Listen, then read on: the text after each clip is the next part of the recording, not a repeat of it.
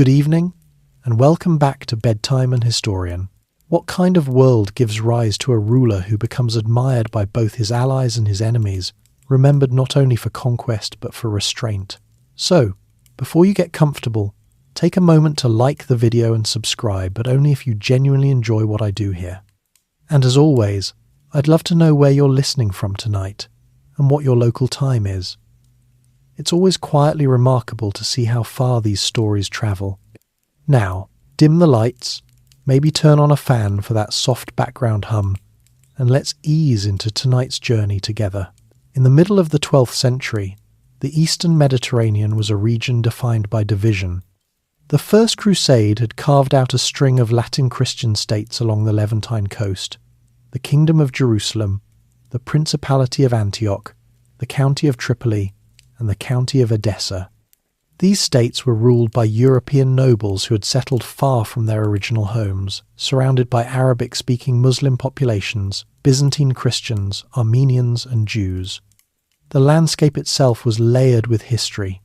Cities such as Jerusalem, Damascus, and Cairo had been centers of learning and governance long before the arrival of the Crusaders.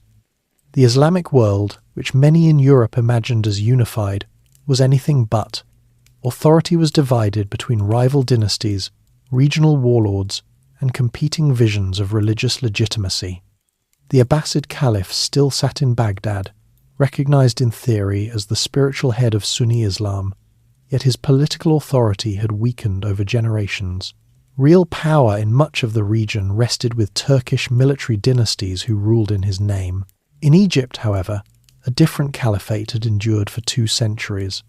The Fatimid caliphs, adherents of Shia Islam, governed from Cairo and maintained their own claim to spiritual leadership.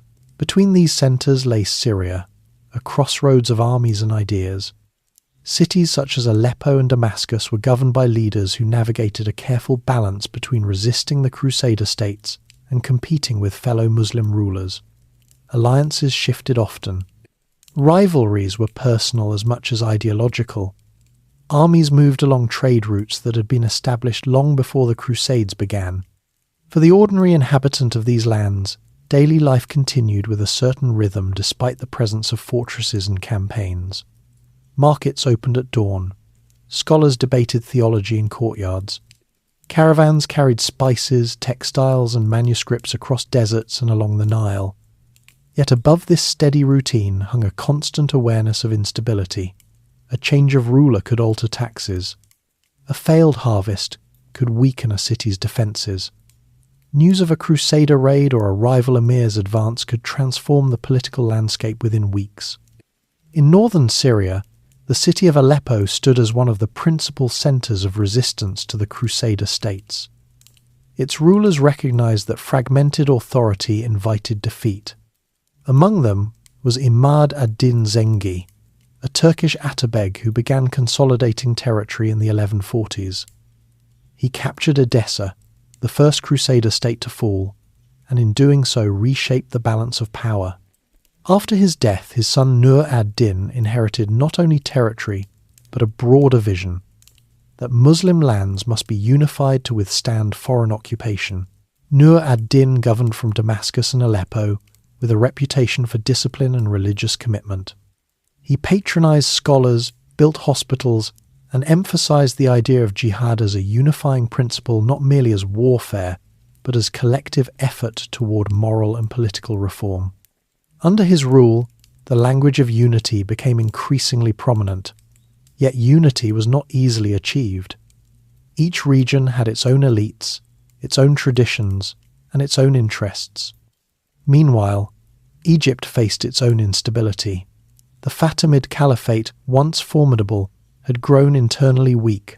Court factions competed for influence. Viziers rose and fell rapidly. The Nile, whose annual flooding determined agricultural success, remained the foundation of Egypt's wealth. Whoever controlled Egypt controlled immense resources. Its ports connected to the Mediterranean and the Red Sea. Its treasury could sustain large armies. The Crusader kingdom of Jerusalem understood Egypt's importance. So did Nur ad-Din. Control of Egypt could tip the balance of the entire region. Campaigns toward the Nile became more frequent in the 1160s, as Syrian forces and Crusader armies both sought influence there. Egypt became not just a neighbouring territory, but the hinge upon which the future of the Levant would turn. In this atmosphere of division and ambition, political authority was rarely inherited peacefully. Military commanders advanced through loyalty, competence, and careful alliances. Dynasties rose quickly and could disappear just as quickly. The concept of a caliph still carried spiritual weight, yet practical governance depended on armies and administrators. It was into this complex environment that a young Kurdish boy would come of age. He was born not into obscurity, but into a family connected to the military class. His relatives served regional rulers. They were neither impoverished nor royal. They belonged to that mobile stratum of officers who moved from court to court, offering service where opportunity allowed. His name was Yusuf ibn Ayyub. In time, he would become known by an honorific, Salah ad-Din, meaning righteousness of the faith. In Europe, he would be remembered as Saladin. At the time of his birth in 1137 or 1138, few could have predicted his eventual role. He was not the eldest son of a reigning monarch. He did not inherit a throne. His path would be shaped by circumstance, mentorship, and a gradual accumulation of authority within a world that demanded both patience and decisiveness. The era he entered was defined by fragmentation, yet it also contained the possibility of consolidation. Religious identity mattered deeply, but so did political pragmatism.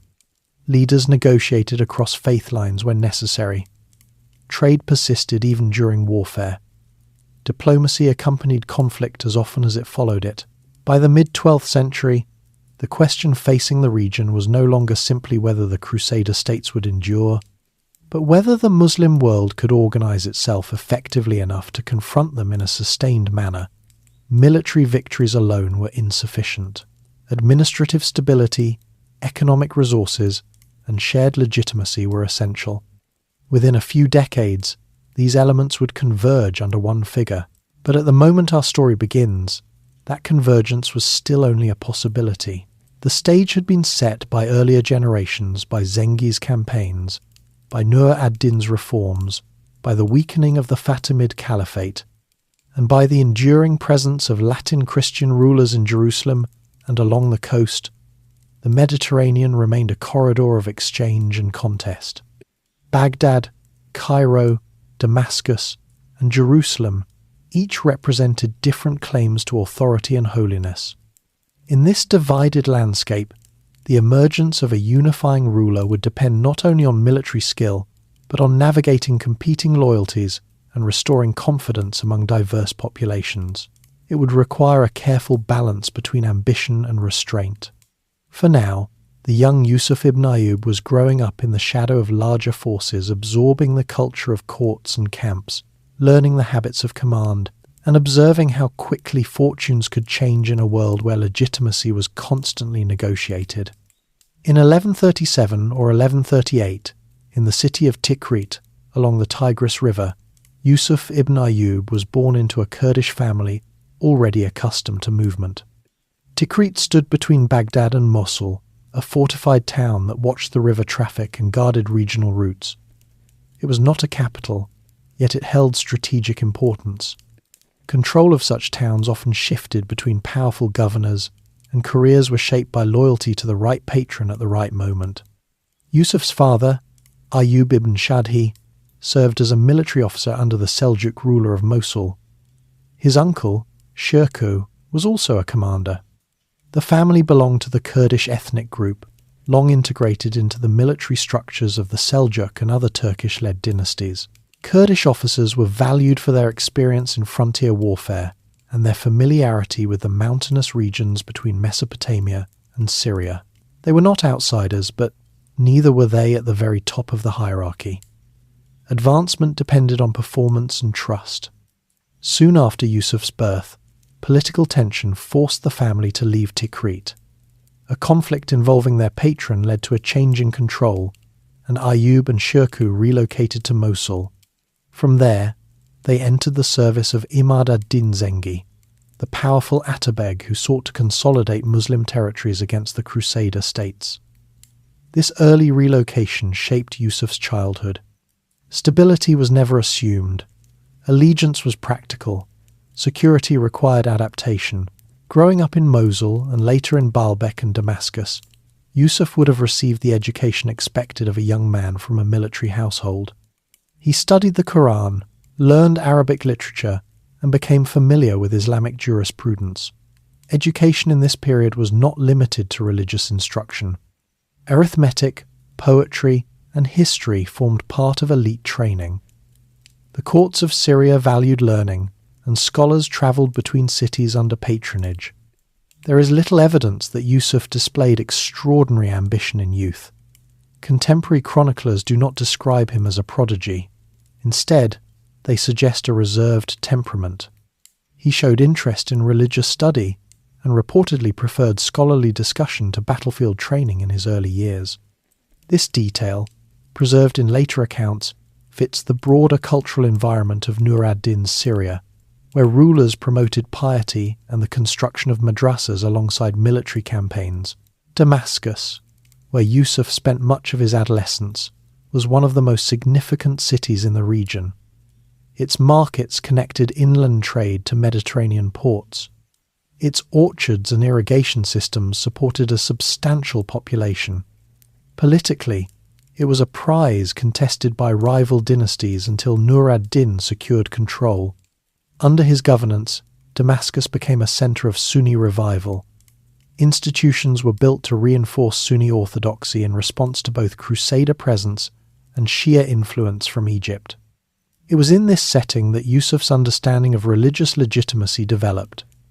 The Abbasid Caliph in Baghdad, though politically weakened, remained the symbolic head of Sunni Islam. Recognition from Baghdad mattered. Coins were minted in the caliph's name. Friday sermons invoked his authority. These gestures signalled inclusion within a shared religious framework. At the same time, political reality demanded negotiation with non-Sunni powers. The Fatimid Caliphate in Cairo upheld Shia doctrine and maintained its own network of loyalty. The Crusader states, though Christian, entered into truces and trade agreements when convenient. Yusuf grew up observing this layered landscape. Faith shaped identity, yet governance required flexibility. His family's relationship with Nur ad-Din proved decisive. After Zengi's death, Nur ad-Din continued his father's campaign of consolidation. Ayub and Shirkuh remained loyal. Their loyalty was rewarded with appointments and land grants. Through them, Yusuf entered the administrative and military circles of Syria. Advancement came gradually, through service rather than inheritance. Shirkuh, in particular, would influence Yusuf's early career. Known for his forceful personality and battlefield experience, Shirkuh became one of Nur ad-Din's leading generals. When events in Egypt demanded intervention, it was Shirkuh who was chosen to lead expeditions. Yusuf accompanied him not as a commander, but as part of his retinue. His initial role was subordinate. He observed more than he directed. Egypt in the 1160s was unstable.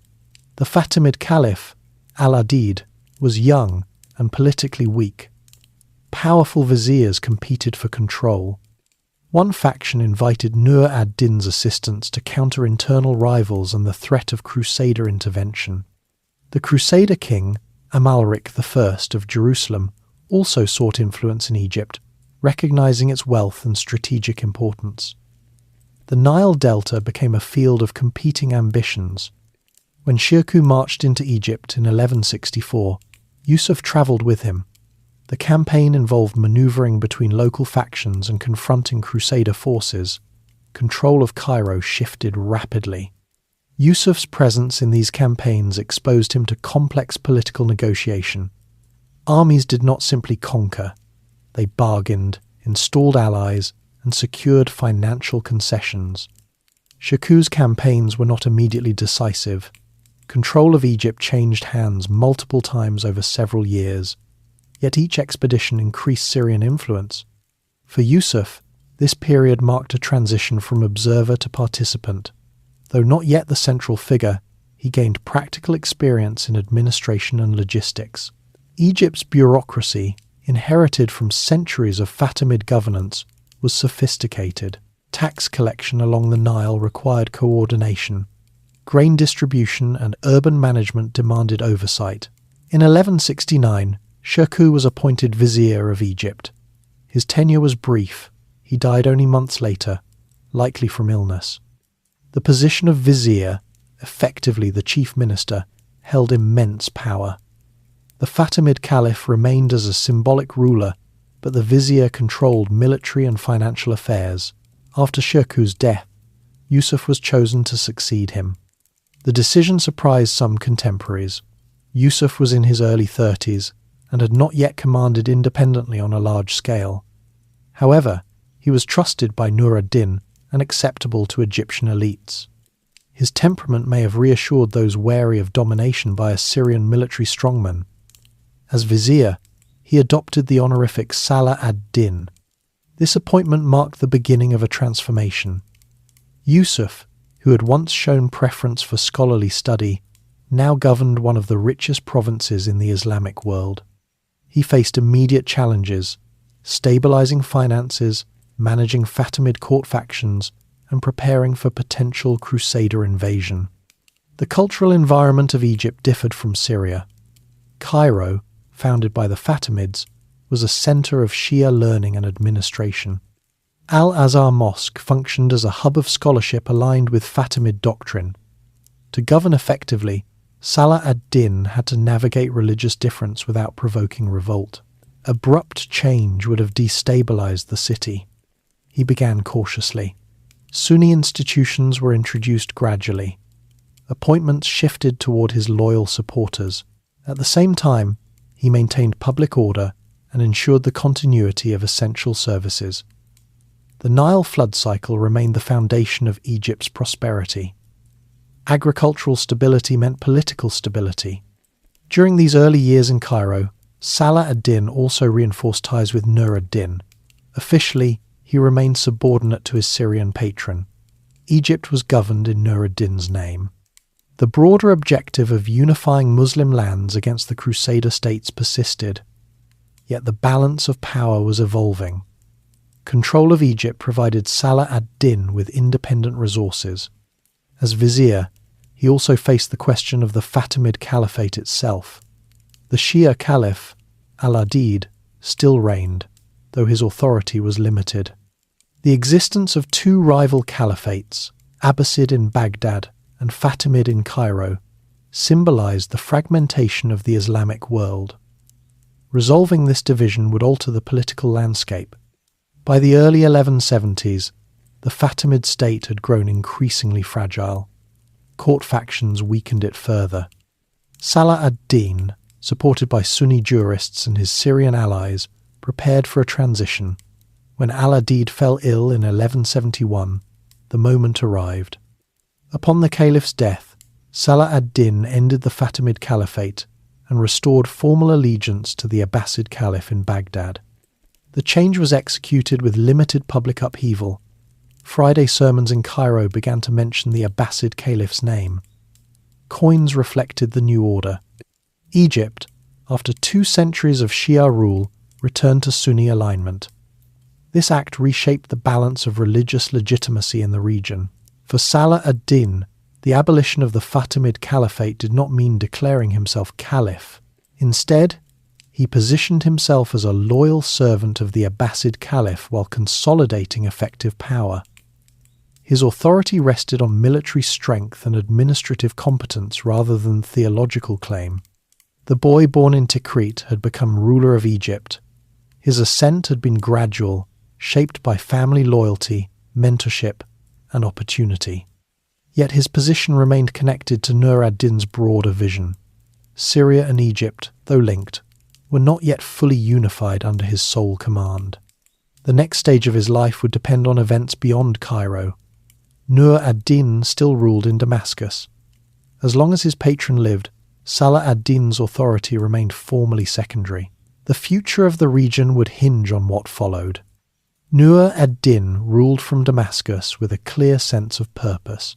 His objective was not simply territorial expansion, but consolidation under Sunni leadership. From his perspective, Egypt was a crucial extension of that effort. As long as Salah ad-Din governed Cairo in his name, the arrangement served both men. Yet beneath the formal hierarchy, resources and authority were beginning to shift. Nur ad-Din had spent decades strengthening Syria. He repaired fortifications, expanded mosques, and founded schools devoted to Sunni jurisprudence. His court attracted jurists, theologians, and administrators who reinforced the idea that political unity was a religious obligation. Campaigns against the Crusader states were framed within this broader moral vision. However, sustaining these campaigns required revenue, and Syria alone could not provide the wealth that Egypt's Nile agriculture generated. Salah ad-Din's position in Cairo gradually became more secure. He reorganized the Egyptian army, reducing reliance on Fatimid-era regiments and integrating forces loyal to his own family. Kurdish and Turkish soldiers who had followed him from Syria were settled and paid from Egyptian revenues. Administrative posts were filled with men whose loyalty rested with him personally, rather than with the former Fatimid court. Despite these measures, Salah ad-Din did not immediately break from Nur ad-Din's authority. Official correspondence acknowledged his Syrian patron. In public documents, he maintained the appearance of subordination. This careful balance allowed him time to solidify control without provoking open conflict. The political climate between Damascus and Cairo remained cautious. Nur ad-Din observed developments in Egypt closely. He expected that Egypt's wealth would strengthen his larger campaign against the Crusader states. At moments, tension surfaced over how resources were allocated. Salah ad-Din moved deliberately, aware that premature assertion of independence could invite military intervention from Syria. During this period, Crusader forces continued to test Egypt's defences. King Amalric of Jerusalem sought to exploit uncertainty. Raids and diplomatic negotiations alternated. Salah ad-Din responded by strengthening coastal fortifications and organising naval defences along the Mediterranean and Red Sea routes. Control of the Red Sea was particularly important for protecting trade and pilgrimage routes to Mecca and Medina. In 1174, the political balance shifted abruptly. Nur ad-Din died unexpectedly, leaving behind a young son. His death removed the central authority that had held much of Syria together. Regional governors, former commanders, and local elites each weighed their options. Some pledged loyalty to the child ruler, others considered independent action.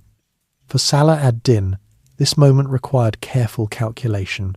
He had governed Egypt for several years, built a loyal military base, and secured substantial financial resources. Yet Syria remained symbolically central. Damascus was not merely a city, it was the heart of Nur ad-Din's project. If Syria fragmented, the broader goal of unity would dissolve.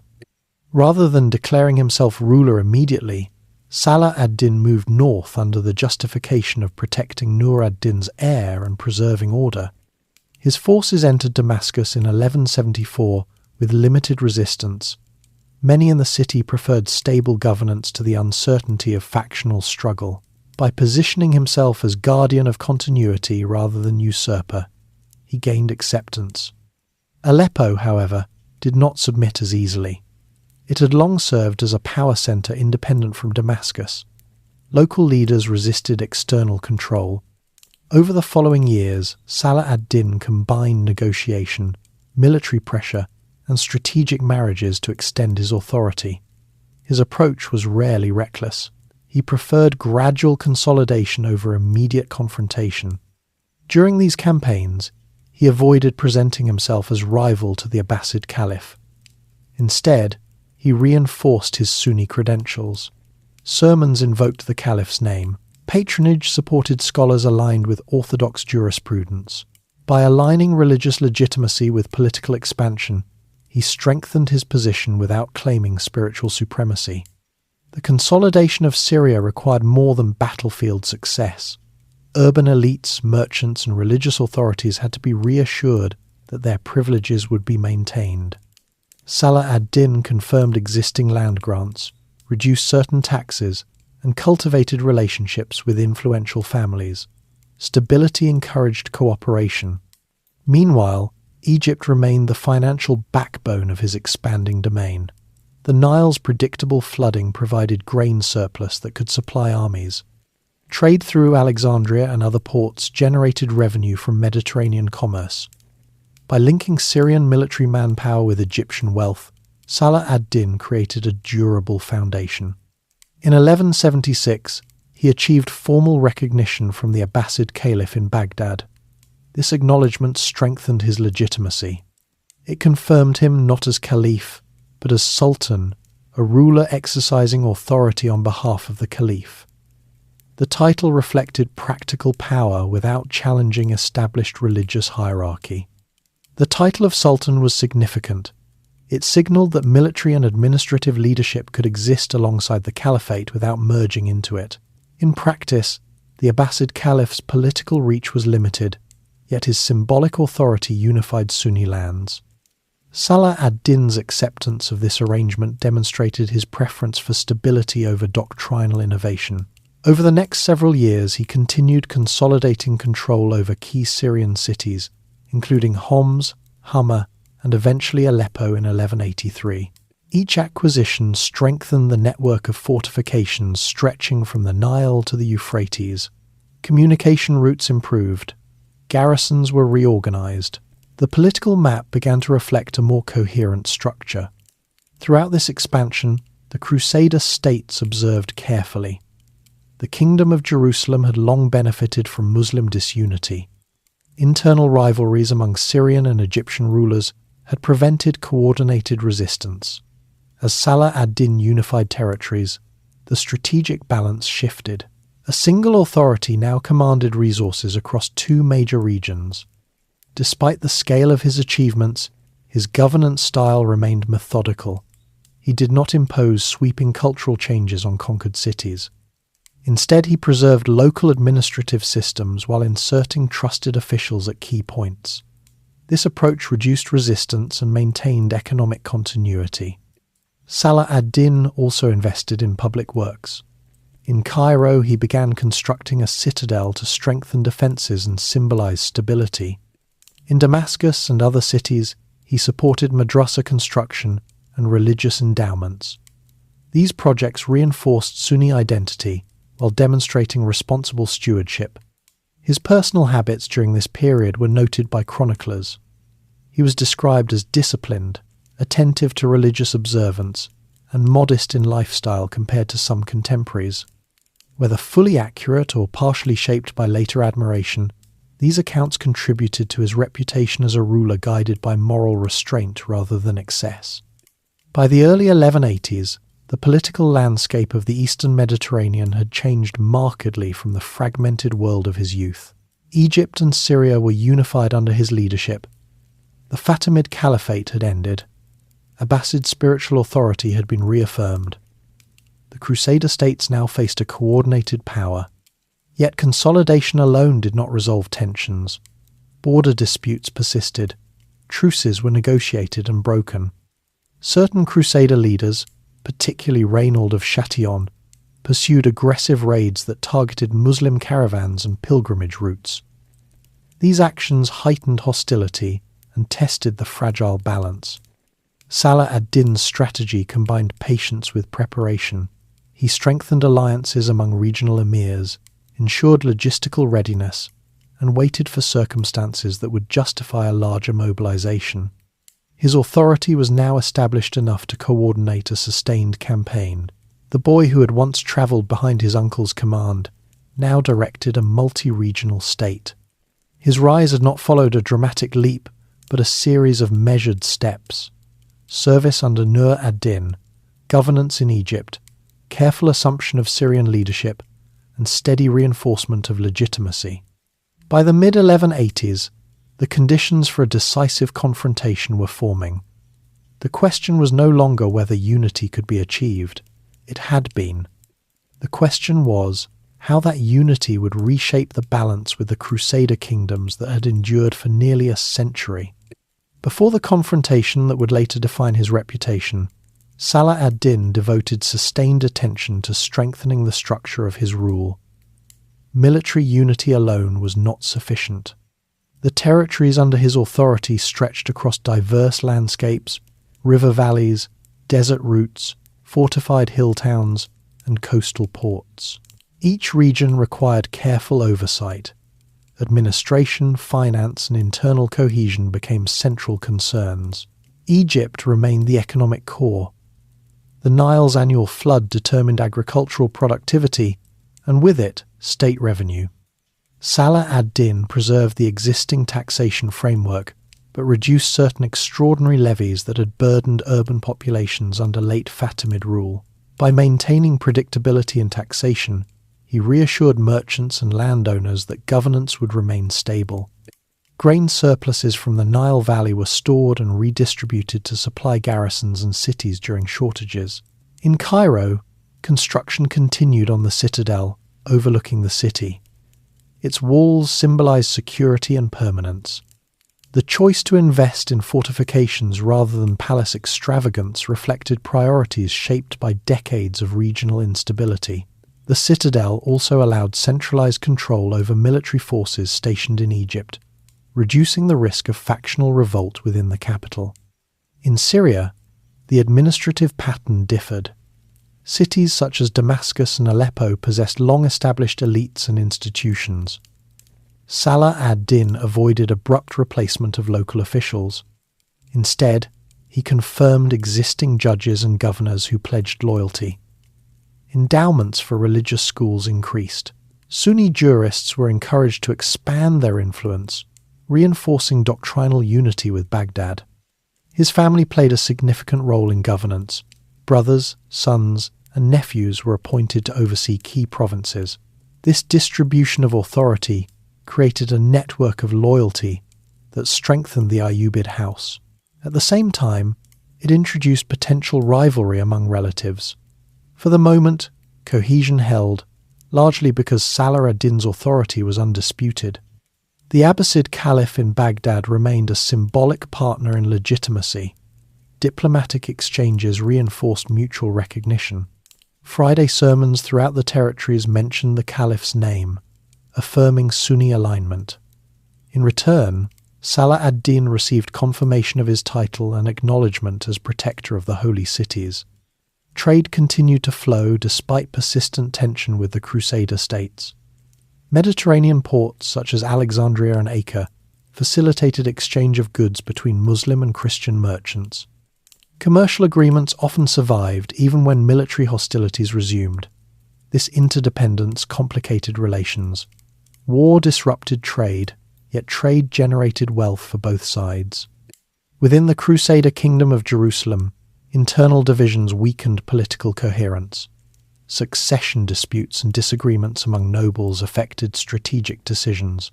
King Baldwin IV, afflicted with illness, ruled during part of this period. His condition created uncertainty regarding future leadership. After his death, factional rivalry intensified. Raynald of Châtillon, Lord of Ultra-Jourdain, adopted an aggressive posture toward Muslim caravans. He attacked trade routes and threatened pilgrimage traffic bound for Mecca. These actions violated existing truces. Salah ad-Din responded with diplomatic protest initially, seeking to avoid premature escalation. However, repeated raids eroded the possibility of sustained peace. By the mid-1180s, Salah ad-Din had completed most of his territorial consolidation. Egypt, Syria, northern Mesopotamia, and parts of the Arabian Peninsula acknowledged his authority. He commanded a larger, more unified force than any Muslim ruler since the early decades of the Crusades. Yet he did not rush into open war. Mobilization required coordination across vast distances. Troops from Egypt had to cross the Sinai and move into Syria. Supplies needed to be stockpiled. Horses, provisions, and siege equipment were prepared gradually. His leadership style favored readiness over sudden reaction.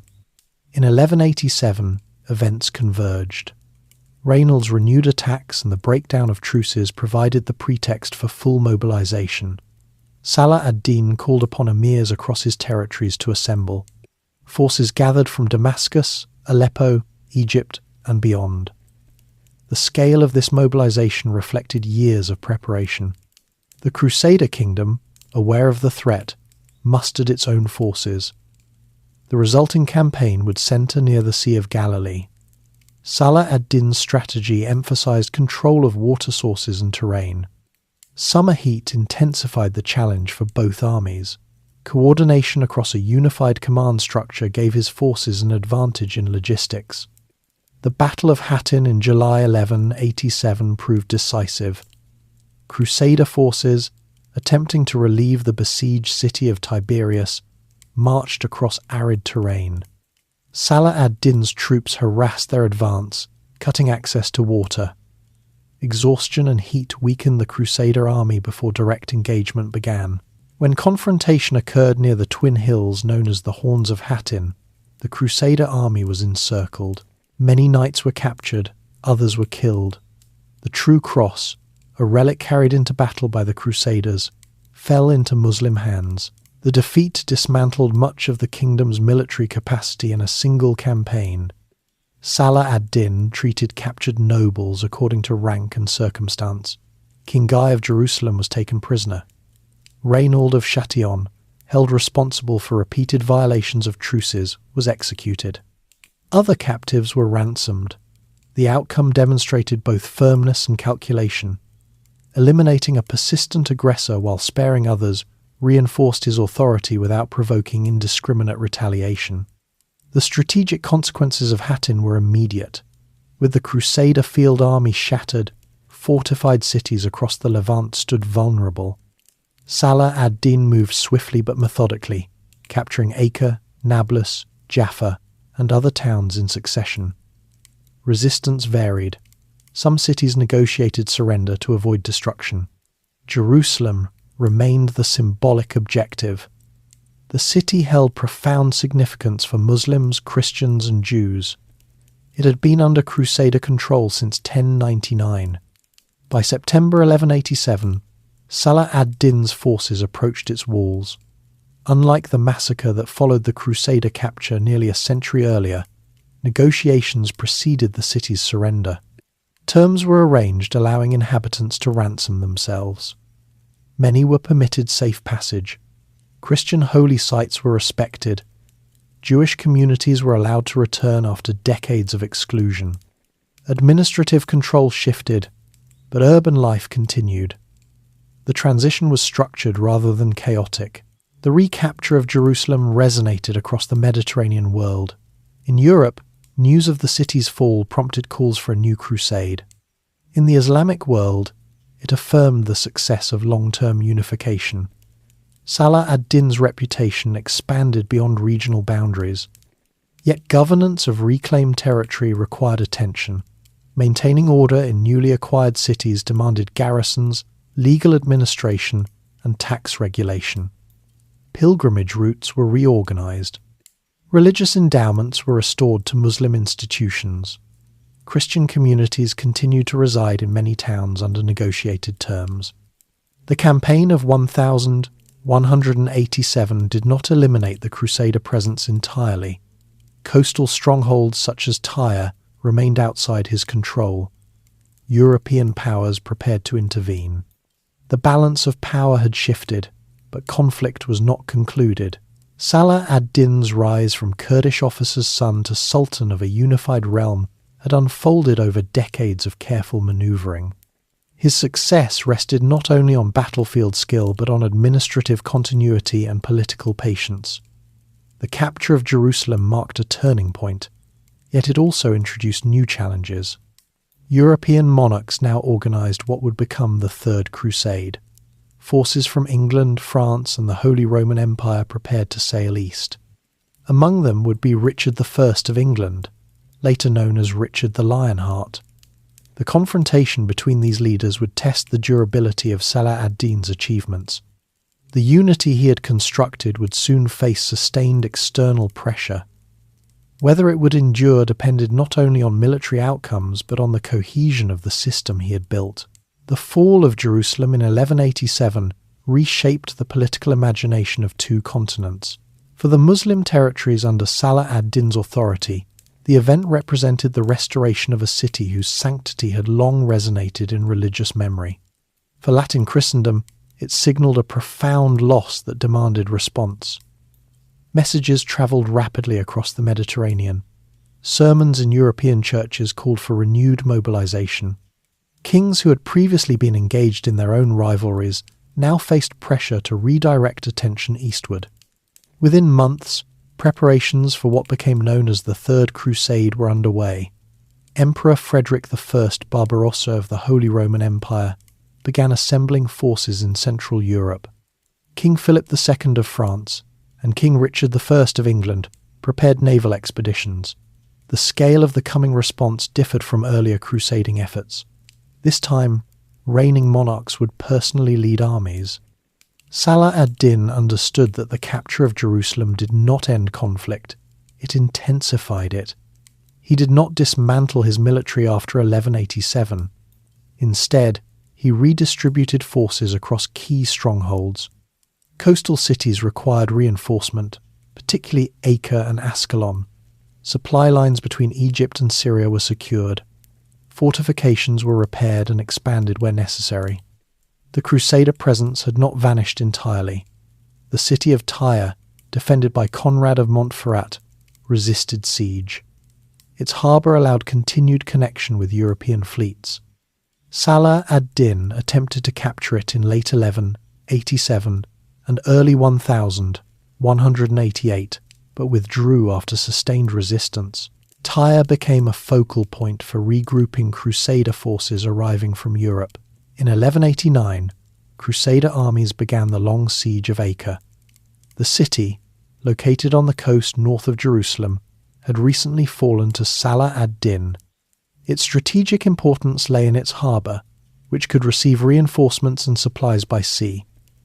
As European contingents arrived, Acre became the centre of a protracted campaign. Salah ad-Din moved to counter the siege, establishing encampments around the Crusader lines in an effort to contain them. For nearly 2 years, the area around Acre witnessed continuous skirmishes, assaults and counter-assaults. The siege evolved into a complex stalemate. Both sides suffered from disease and supply shortages. Seasonal weather conditions complicated operations. Frederick Barbarossa did not reach the battlefield. He drowned in 1190 while crossing a river in Anatolia, and much of his army dispersed. However, Philip II and Richard I continued forward. Richard arrived in the eastern Mediterranean in 1191 after securing Cyprus as a logistical base. His arrival altered the balance at Acre. Richard's military skill and discipline strengthened the Crusader siege operations. Coordinated assaults, supported by naval bombardment, gradually weakened the city's defences. In July 1191, Acre surrendered. The loss represented a significant setback for Salah ad-Din. The Crusaders now possessed a strong coastal foothold from which further campaigns could proceed. Following Acre's fall, tensions arose between Richard and Philip II. Philip soon returned to France, leaving Richard as the primary Crusader commander. Richard reorganised his forces and began advancing south along the coast toward Jaffa, aiming to secure a continuous line of ports. Salah ad-Din adopted a strategy of harassment, rather than direct confrontation in the open field. He sought to limit Crusader access to water and supplies while avoiding unnecessary losses. The Battle of Arsuf in September 1191 marked one of the major engagements of the campaign. Richard's disciplined infantry and cavalry formations repelled repeated attacks and secured a tactical victory. Despite this setback, Salah ad-Din preserved the core of his army. He recognised that time and distance favoured defensive persistence. The Crusaders were operating far from home, reliant on maritime supply. Sustained campaigning in unfamiliar terrain imposed strain. Rather than risk decisive defeat, Salah ad-Din focused on preserving manpower. Over the following months, both leaders manoeuvred cautiously. Richard considered advancing inland toward Jerusalem but hesitated. Capturing the city would be difficult to sustain without secure supply lines. Salah ad-Din strengthened fortifications and maintained readiness. Diplomatic exchanges accompanied military movement. Negotiations between the two leaders reflected pragmatism. Neither side could achieve complete domination without unacceptable cost. Proposals included territorial division and guarantees for pilgrimage access. Although personal meetings did not occur, envoys carried messages between camps. Mutual respect developed, grounded in recognition of each other's discipline and authority. In 1192, Richard advanced toward Jerusalem but ultimately withdrew, concluding that holding the city would be impractical. Instead, he negotiated a truce. The Treaty of Jaffa, agreed in September 1192, established a 3-year ceasefire. Coastal territories from Tyre to Jaffa remained under Crusader control. Jerusalem stayed under Muslim governance, but Christian pilgrims were granted safe access to holy sites. The treaty did not represent complete resolution, yet it stabilized conditions temporarily. For Salah ad-Din, the agreement preserved control over Jerusalem and interior territories while acknowledging limited Crusader presence along the coast. For Richard, it secured pilgrimage rights and maintained a foothold without overextending resources. The years of continuous campaigning had strained Salah ad-Din's health. He had spent extended periods in the field coordinating forces across multiple fronts. After the treaty, he returned to Damascus. Administrative oversight resumed priority. Revenues needed recalculation after wartime expenditure. Garrisons required rotation and replenishment. His leadership style during these final years remained consistent. He emphasized consultation with jurists and commanders. Religious endowments were maintained. Urban infrastructure damaged during campaigns was repaired where possible. The objective shifted from expansion to consolidation. Observers noted his modest personal finances despite vast territorial authority. Much of his wealth had been distributed in charity or expended on military logistics. At his death, chroniclers reported that little remained in his treasury. Whether entirely accurate or partially shaped by later admiration, this detail reinforced his reputation for restrained governance. In early 1193, illness confined him in Damascus. He died in March of that year at approximately 55 years of age. His death did not produce immediate fragmentation, but the structure he had built relied heavily on personal authority. Territories were divided among his sons and relatives according to established arrangements. The Ayyubid dynasty continued, yet internal rivalry would gradually weaken cohesion. Salah ad-Din's lifetime had transformed the political landscape of the eastern Mediterranean. He had ended the Fatimid Caliphate, unified Egypt and Syria, recaptured Jerusalem, and resisted a major European crusade. His authority operated within the framework of the Abbasid Caliphate, reinforcing Sunni orthodoxy without claiming spiritual supremacy. In both Islamic and European narratives, his image evolved. Muslim chroniclers emphasized piety, justice, and defense of sacred land. European writers, even those who opposed him, often described him as disciplined and honorable. Over time, legend and history intertwined, but the administrative and military achievements of his career remained central. The caliphate world he inhabited did not return to fragmentation immediately, yet it faced new pressures in the decades that followed. Mongol expansion, internal disputes, and shifting trade routes would alter the balance again. Salah ad-Din's achievement lay in demonstrating that unity, though difficult, was attainable within the political structures of his era. His life moved from service under established authority to independent leadership shaped by religious legitimacy and pragmatic governance. He did not claim the title of caliph, yet he operated within that world, reinforcing its symbolic framework while exercising practical control. The Mediterranean frontier remained contested after his death, yet the memory of his rule persisted as an example of disciplined consolidation during a period defined by division. Salah ad-Din's death in 1193 did not bring immediate collapse, yet it revealed the delicate balance that had held his territories together. During his lifetime, authority had flowed through a single coordinating figure. After his passing in Damascus, that authority dispersed among heirs who inherited regions rather than a unified command. His eldest son, Al-Afdal, received Damascus. Another son, Al-Aziz, governed Egypt. A third, Az-Zahir, ruled Aleppo. Brothers and nephews retained control over additional cities and frontier zones. The arrangement reflected a common practice among medieval dynasties, distributing lands among family members to preserve loyalty while preventing rivalry with external claimants. In practice, however, division often invited internal competition. The Ayyubid dynasty, named after Salah ad-Din's father Ayyub, now functioned as a network rather than a centralized state. Each branch managed its own revenues, garrisons, and diplomatic relations. Cooperation persisted in theory, yet local priorities diverged.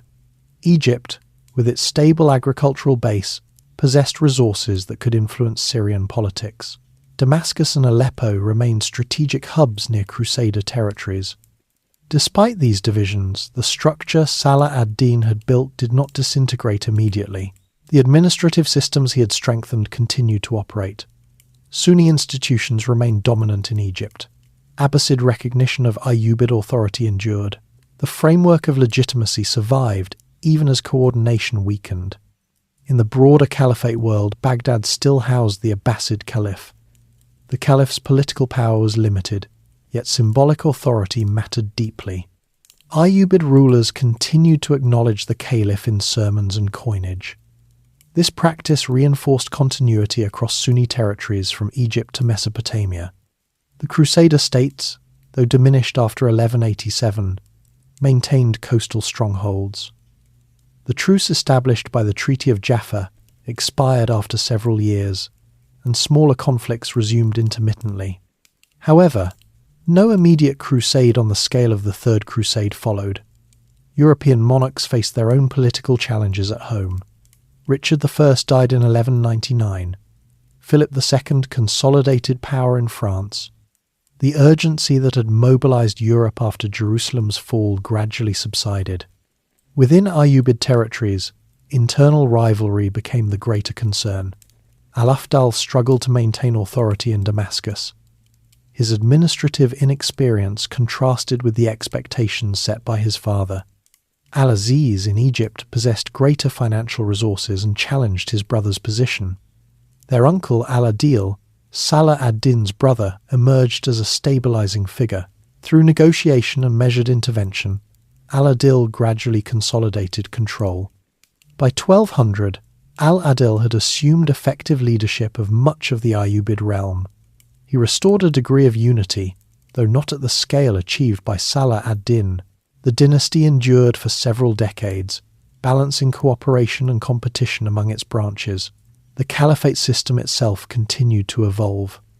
The Abbasid caliphs in Baghdad maintained ceremonial authority while regional sultans exercised practical control.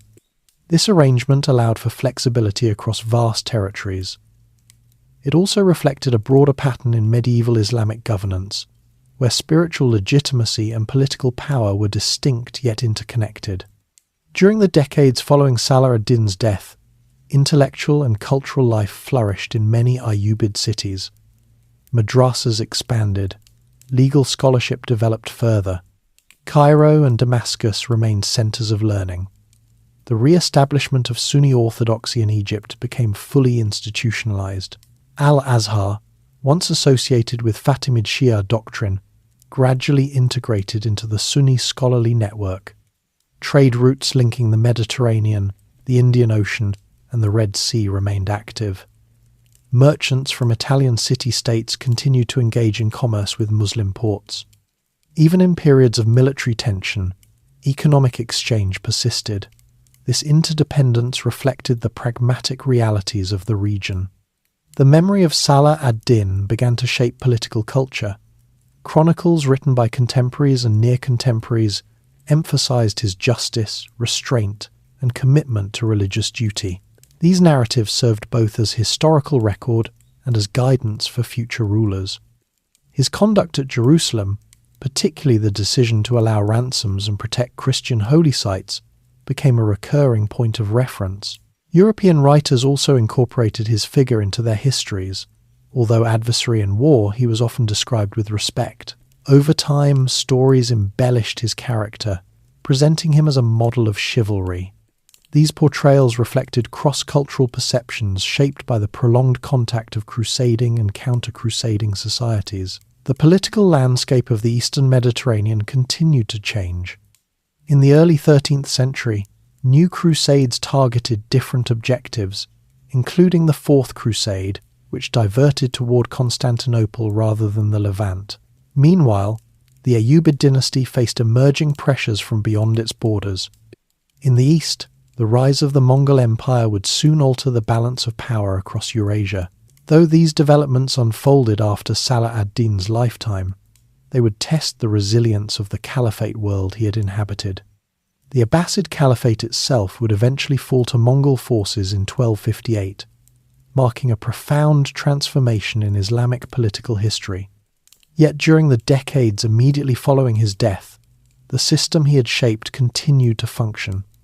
Egypt and Syria remained under Ayyubid rule. Jerusalem stayed under Muslim governance until later crusading efforts briefly reversed control in the 13th century.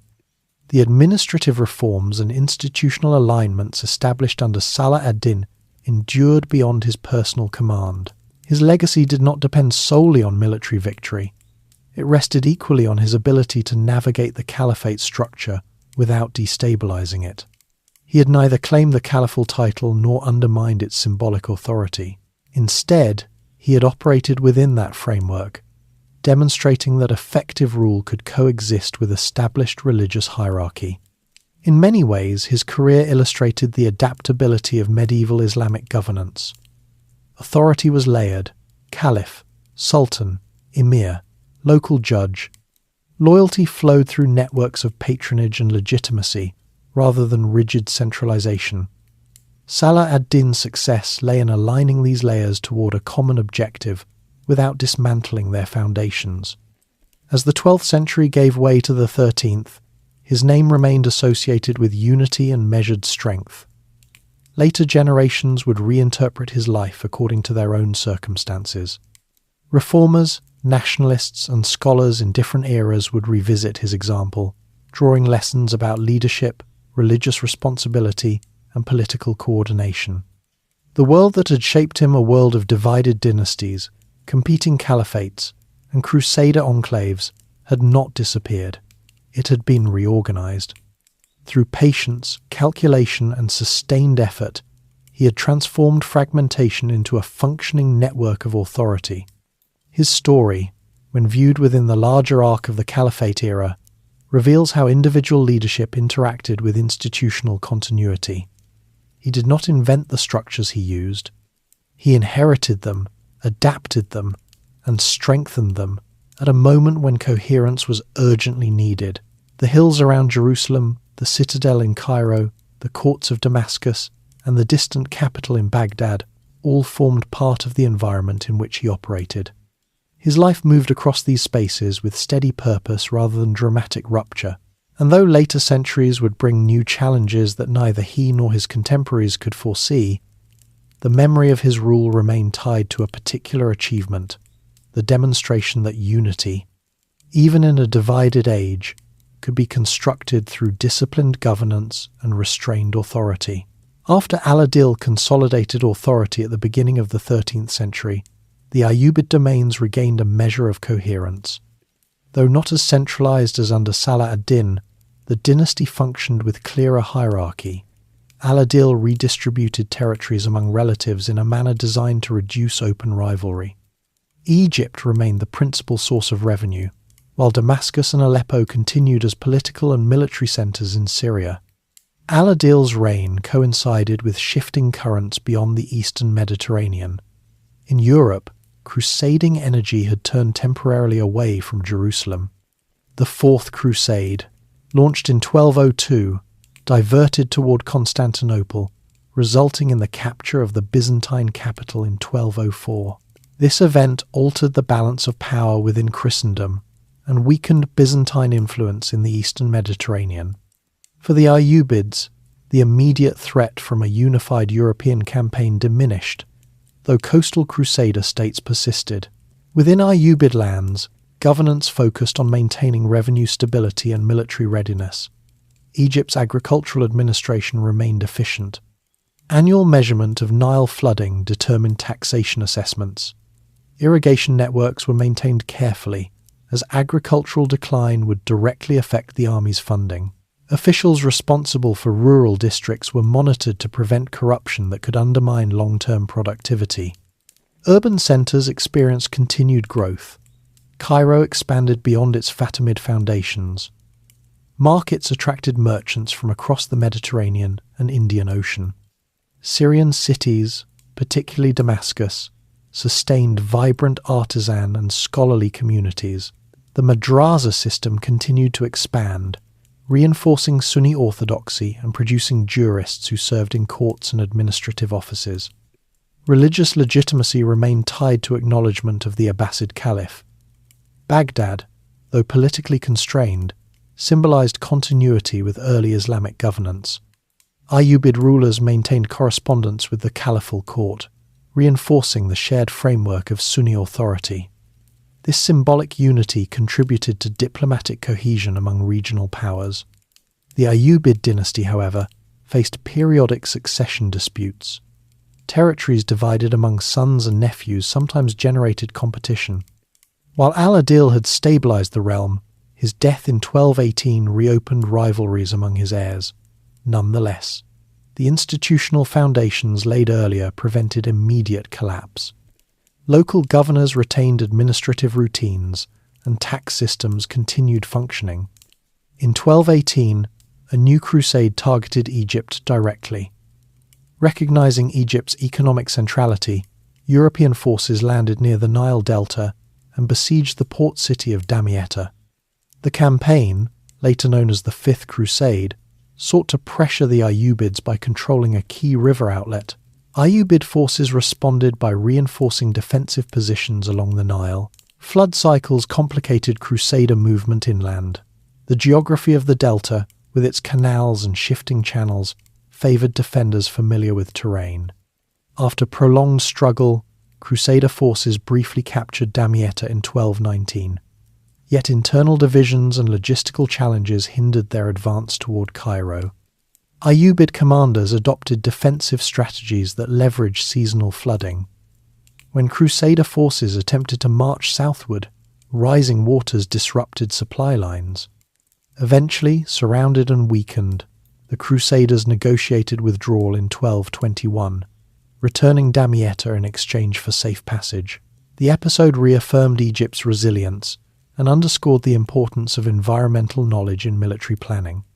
Meanwhile, in Syria, shifting alliances with crusader states reflected pragmatic diplomacy.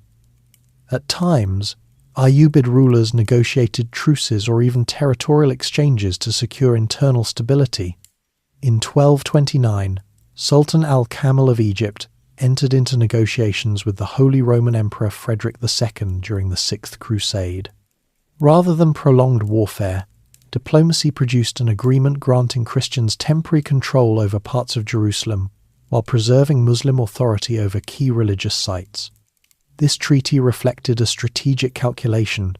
Al-Kamil faced internal Ayyubid rivalry and preferred compromise abroad to focus on domestic concerns. The arrangement did not erase tension, but it demonstrated the flexibility within Ayyubid policy. Jerusalem changed hands without major battle, illustrating how political negotiation could substitute for siege. Throughout these decades, the Ayyubid realm remained integrated into broader trade networks. Red Sea routes connected Egypt with the Arabian Peninsula and East Africa. Indian Ocean commerce brought spices and textiles through Aden and up the Nile corridor. Mediterranean trade linked Alexandria with Italian maritime republics such as Venice and Genoa. Even in periods of conflict, commercial agreements persisted because economic interdependence benefited all parties.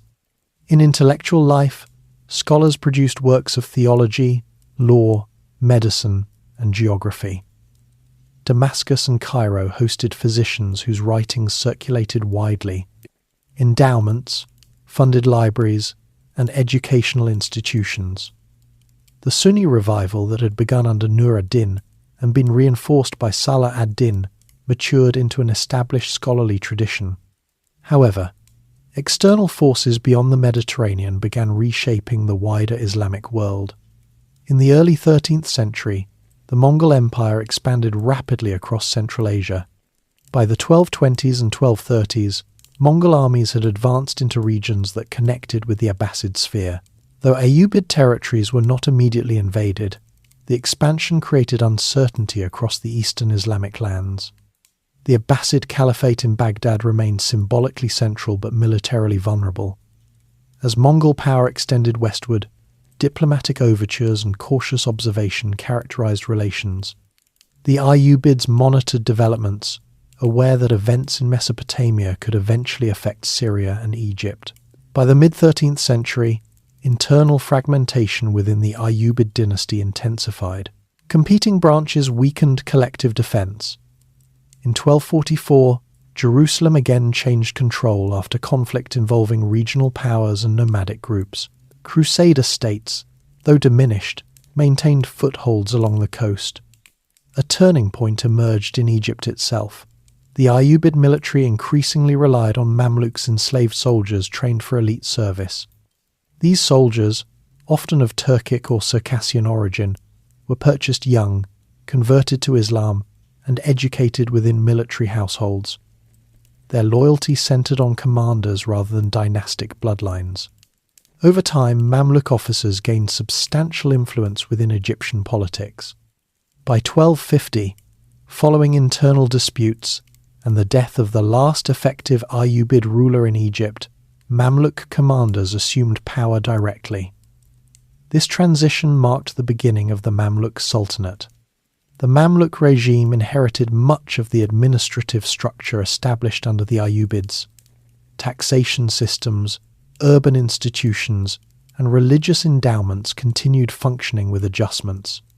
The Abbasid Caliphate, meanwhile, faced a catastrophic event. In 1258, Mongol forces captured Baghdad, executing the reigning caliph and ending the Abbasid political line that had existed since the 8th century. The fall of Baghdad transformed the symbolic landscape of the Islamic world. In response, the Mamluks established a ceremonial Abbasid caliph in Cairo to preserve continuity of religious legitimacy. This move echoed earlier patterns in which political authority operated alongside symbolic caliphal presence.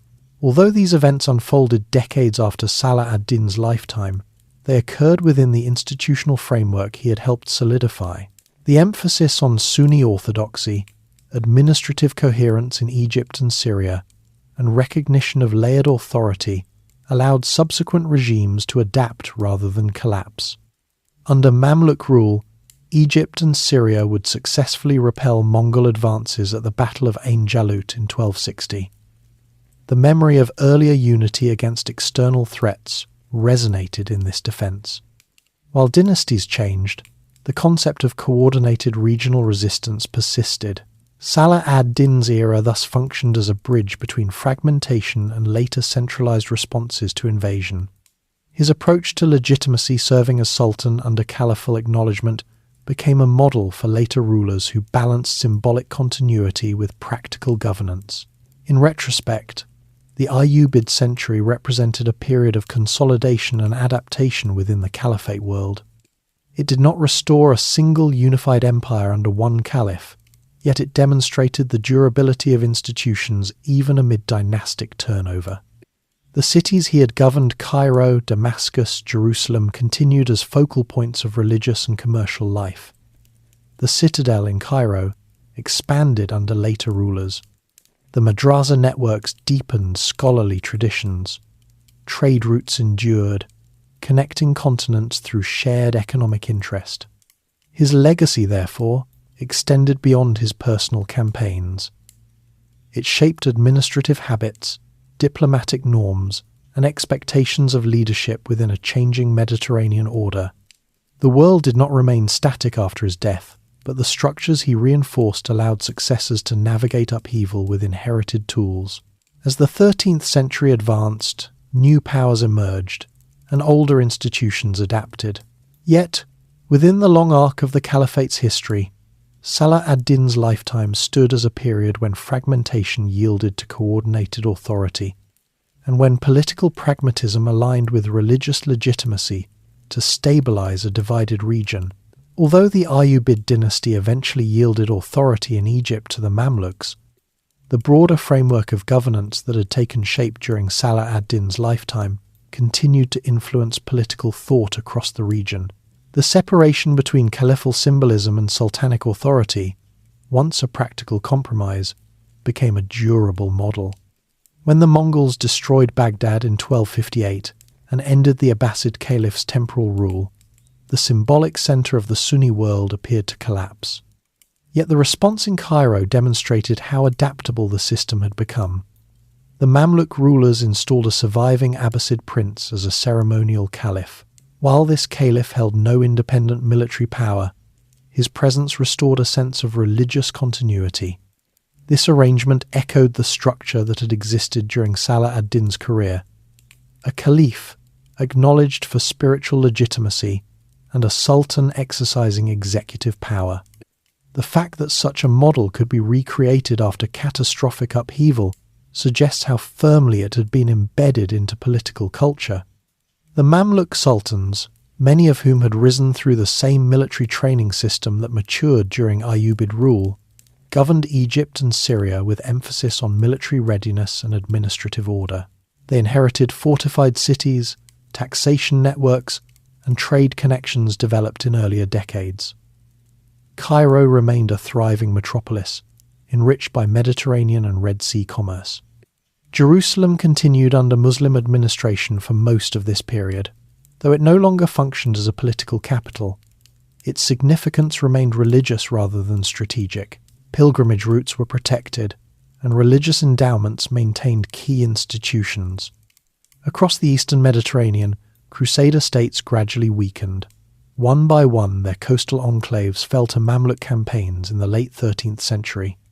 By 1291, the fall of Acre ended the last major Crusader stronghold in the Levant. Nearly 2 centuries after the First Crusade, the Latin Christian presence as a territorial power in the region had concluded.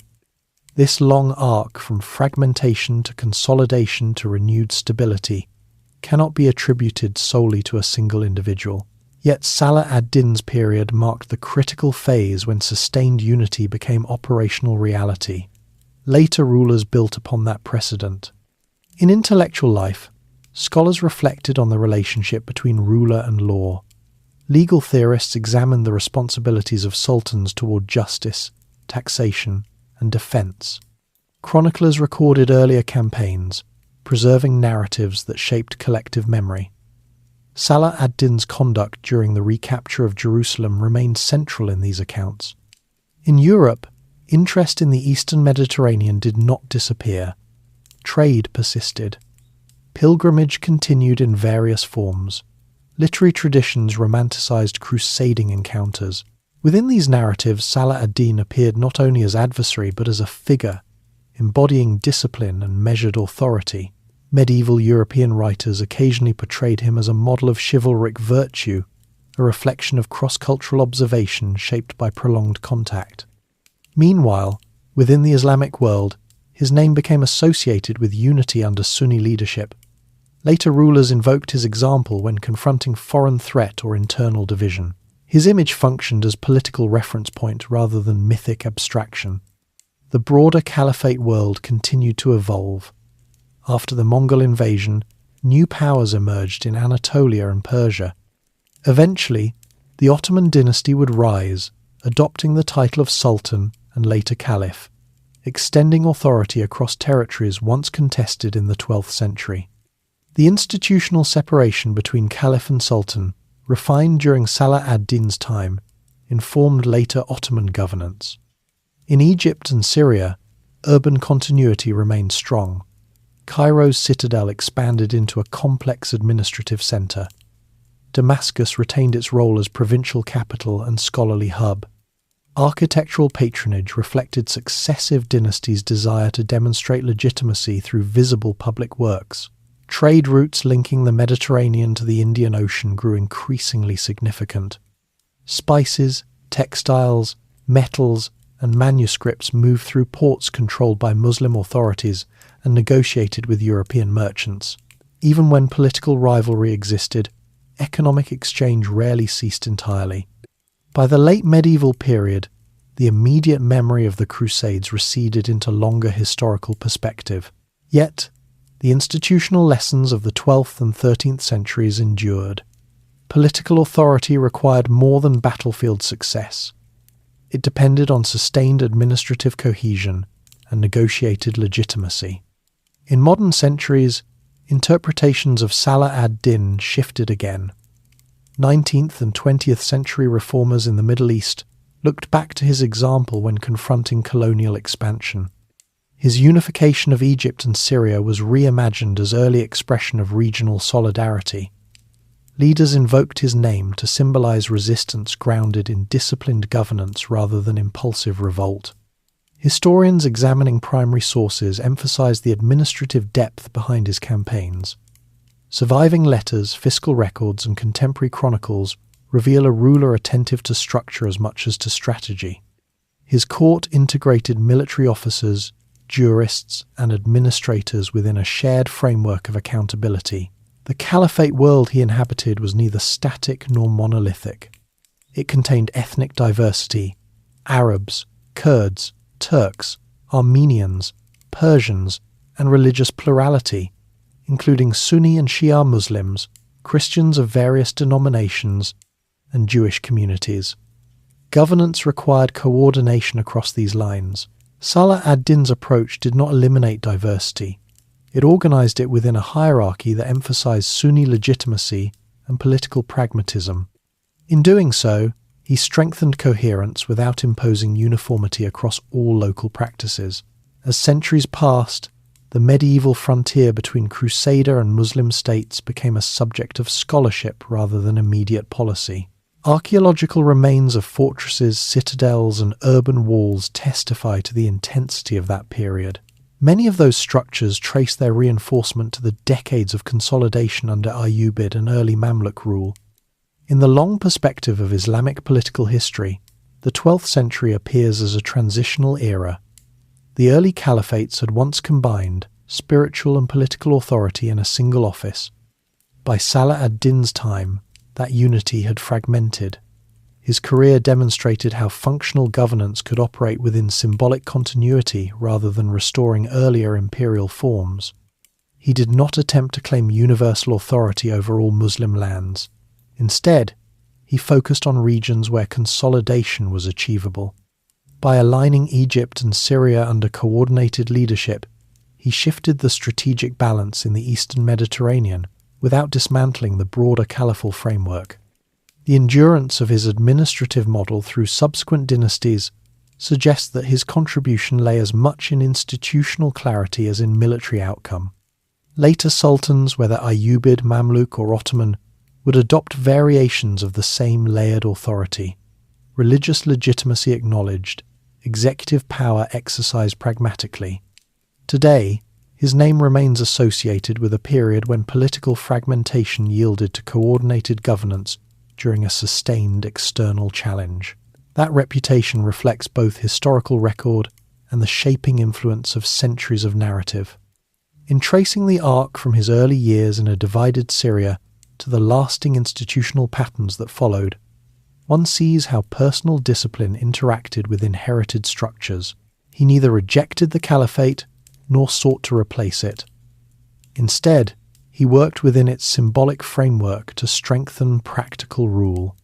The world of the 12th century was complex and unsettled. Through gradual consolidation, careful diplomacy, and sustained administrative reform, Salah ad-Din left behind more than a battlefield victory. He demonstrated how authority could be stabilized within a fractured landscape. To understand the enduring weight of Salah ad-Din's career, it is necessary to return once more to the frontier that shaped so much of his life.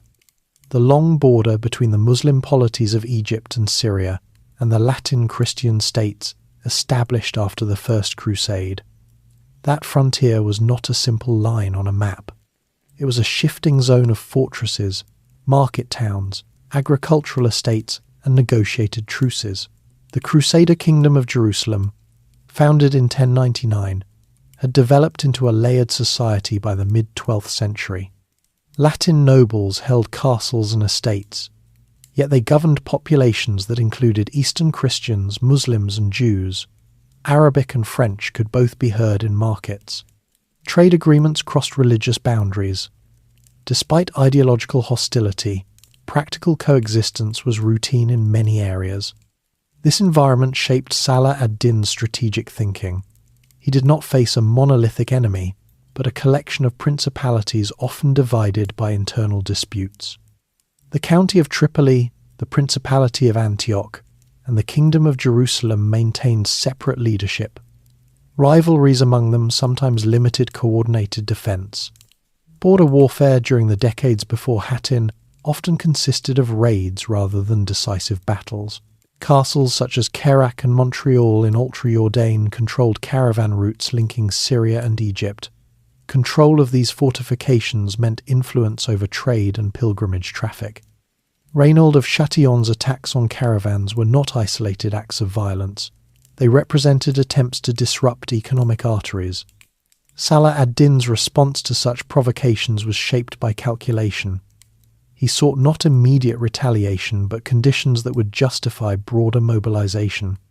When he finally gathered forces for the campaign of 1187, it was after years of preparation and diplomatic positioning. The victory at Hattin dismantled the Crusader field army, yet it did not immediately erase Latin presence from the Levant. Coastal fortresses, supported by European fleets, remained resilient. The geography of the coastline allowed maritime reinforcement even when inland routes were cut. During the Third Crusade, Richard I demonstrated the effectiveness of disciplined infantry formations supported by naval supply. The battles along the coast showed that neither side possessed permanent dominance. Control fluctuated based on logistics and seasonal conditions. This pattern continued beyond Salah ad-Din's lifetime. Crusader states survived in reduced form, confined largely to coastal enclaves. Muslim rulers alternated between siege and truce, recognizing that complete eradication required sustained naval capacity and unified command. The frontier therefore functioned as a zone of adaptation. Military architecture evolved on both sides. Crusader castles incorporated concentric walls and advanced gate systems. Muslim fortifications integrated lessons learned from European siege techniques. Engineers and craftsmen observed and adapted methods across cultural lines. Economic exchange persisted despite ideological rivalry. Italian merchant republics maintained commercial quarters in Muslim-controlled ports. Spices and textiles flowed westward. Timber and metal goods moved eastward. Customs duties provided revenue for rulers on both sides. Within this setting, diplomacy often accompanied warfare. Agreements allowed pilgrim access to Jerusalem even when sovereignty shifted. Prisoners were ransomed according to established conventions. Envoys crossed battle lines, carrying proposals and counter-proposals. Salah ad-Din's conduct during the recapture of Jerusalem reflected awareness of the long-term implications of policy. Allowing ransom rather than massacre reduced the likelihood of immediate retaliatory brutality and maintained economic functionality in the city. This approach contrasted with the violence recorded during the Crusader conquest of 1099.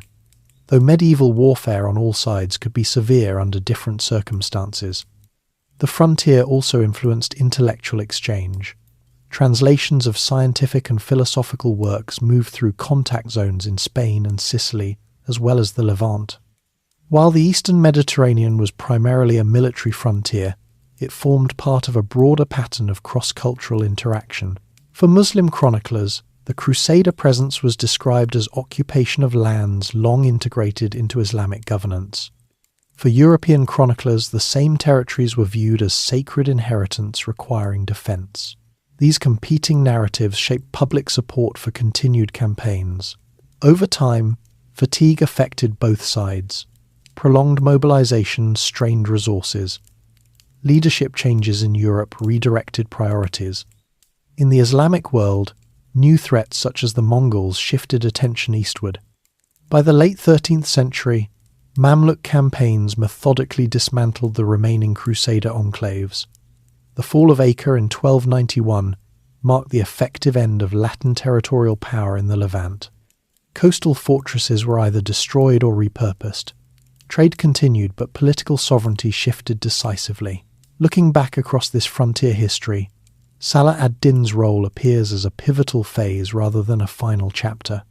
He transformed a fragmented Muslim political landscape into coordinated resistance at a moment when Crusader states appeared entrenched.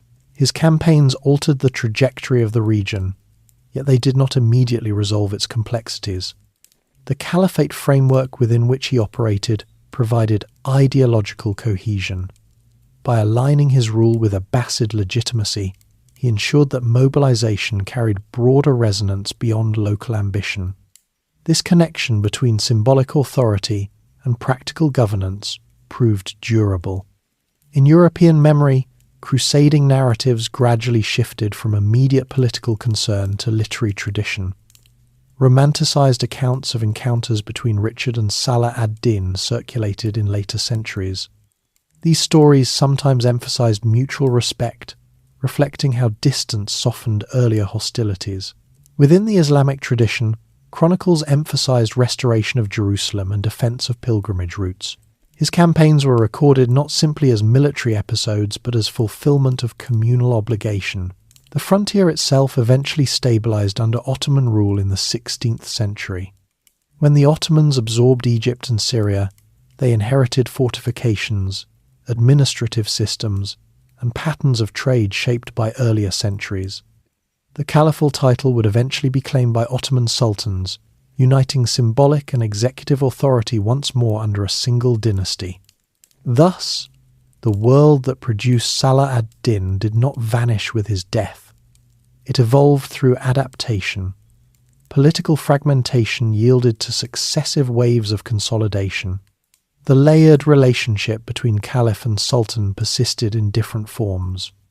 In tracing the arc of the Crusader frontier and the caliphate world, one sees how individual leadership intersects with structural forces. Salah ad-Din neither created the frontier nor ended it alone. Yet his consolidation of Egypt and Syria shifted the balance at a critical moment. The hills of Galilee, the citadels of Cairo, and the ports of Acre became part of a longer story of contest and exchange. Within that story, his life stands as a demonstration of how disciplined governance can reshape a divided region. The frontier he faced required patience as much as courage, negotiation as much as force. His career reflected those realities, grounding reputation not only in decisive battle but in sustained administrative coherence. Beyond the campaigns and treaties, the internal structure of Salah ad-Din's realm reveals the foundations that made sustained resistance possible. Military victory at Hattin rested upon years of fiscal organization, recruitment planning, and disciplined governance. Without that groundwork, battlefield coordination would have been fragile.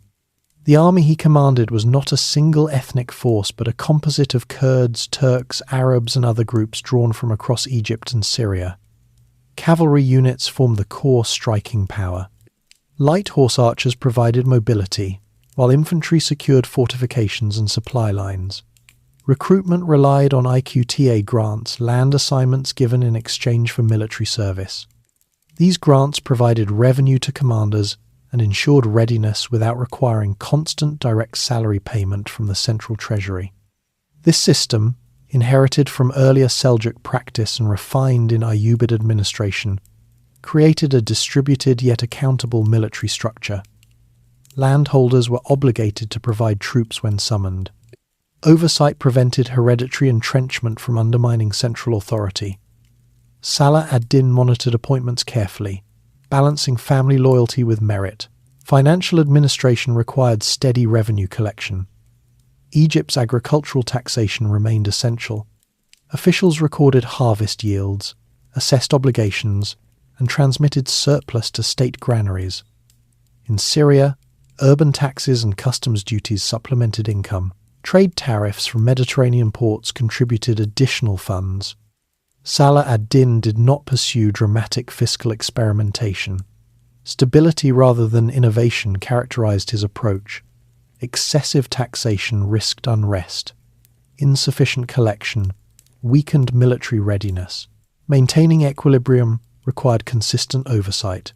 Judicial administration operated alongside fiscal governance. Qadis, or judges, presided over legal matters according to Sunni jurisprudence. Their independence reinforced legitimacy. While the Sultan commanded armies, legal scholars upheld moral authority. This division of responsibility strengthened institutional trust. Religious endowments, known as waqf, funded schools, hospitals and mosques. Salah ad-Din expanded such endowments, especially in Cairo and Damascus. These institutions trained scholars and administrators who would serve the state. Education was therefore integrated into governance rather than separate from it. Communication across territories depended on established routes. Couriers carried messages between Cairo and Damascus through the Sinai and along coastal highways. Fortified way stations ensured safe passage. Rapid information exchange allowed coordinated mobilization during crisis. Naval capacity, though less prominent than land forces, played a role in defending Mediterranean ports and Red Sea trade routes. Egyptian shipyards constructed vessels capable of patrolling coastal waters.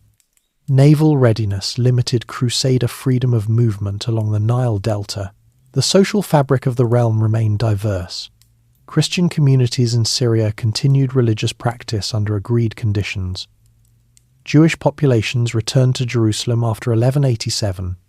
Their presence reflected economic as well as religious considerations. Stability required accommodation within structured hierarchy. Markets operated under regulation to prevent hoarding and maintain fair pricing. Inspectors known as mutasibs monitored commercial activity. Urban order depended on enforcement of standards in weights, measures, and sanitation. Salah ad-Din's court functioned as both administrative centre and symbolic authority. Advisors included military commanders, jurists, secretaries, and family members. Deliberation preceded major decisions. Chroniclers describe consultation as a recurring element of his leadership style, reinforcing perception of measured judgment. His personal conduct, as recorded by contemporaries such as Ibn Shaddad, emphasized modesty in daily life. He reportedly preferred simple attire and avoided ostentatious display.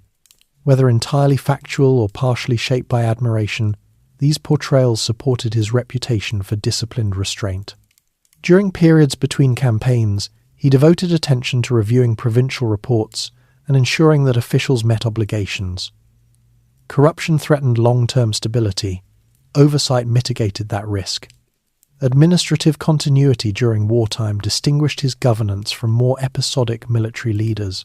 The relationship between centre and province required constant negotiation. Local elites retained influence over agricultural estates and urban guilds. Salah ad-Din avoided unnecessary displacement of established authority. By incorporating rather than replacing regional leadership, he reduced resistance.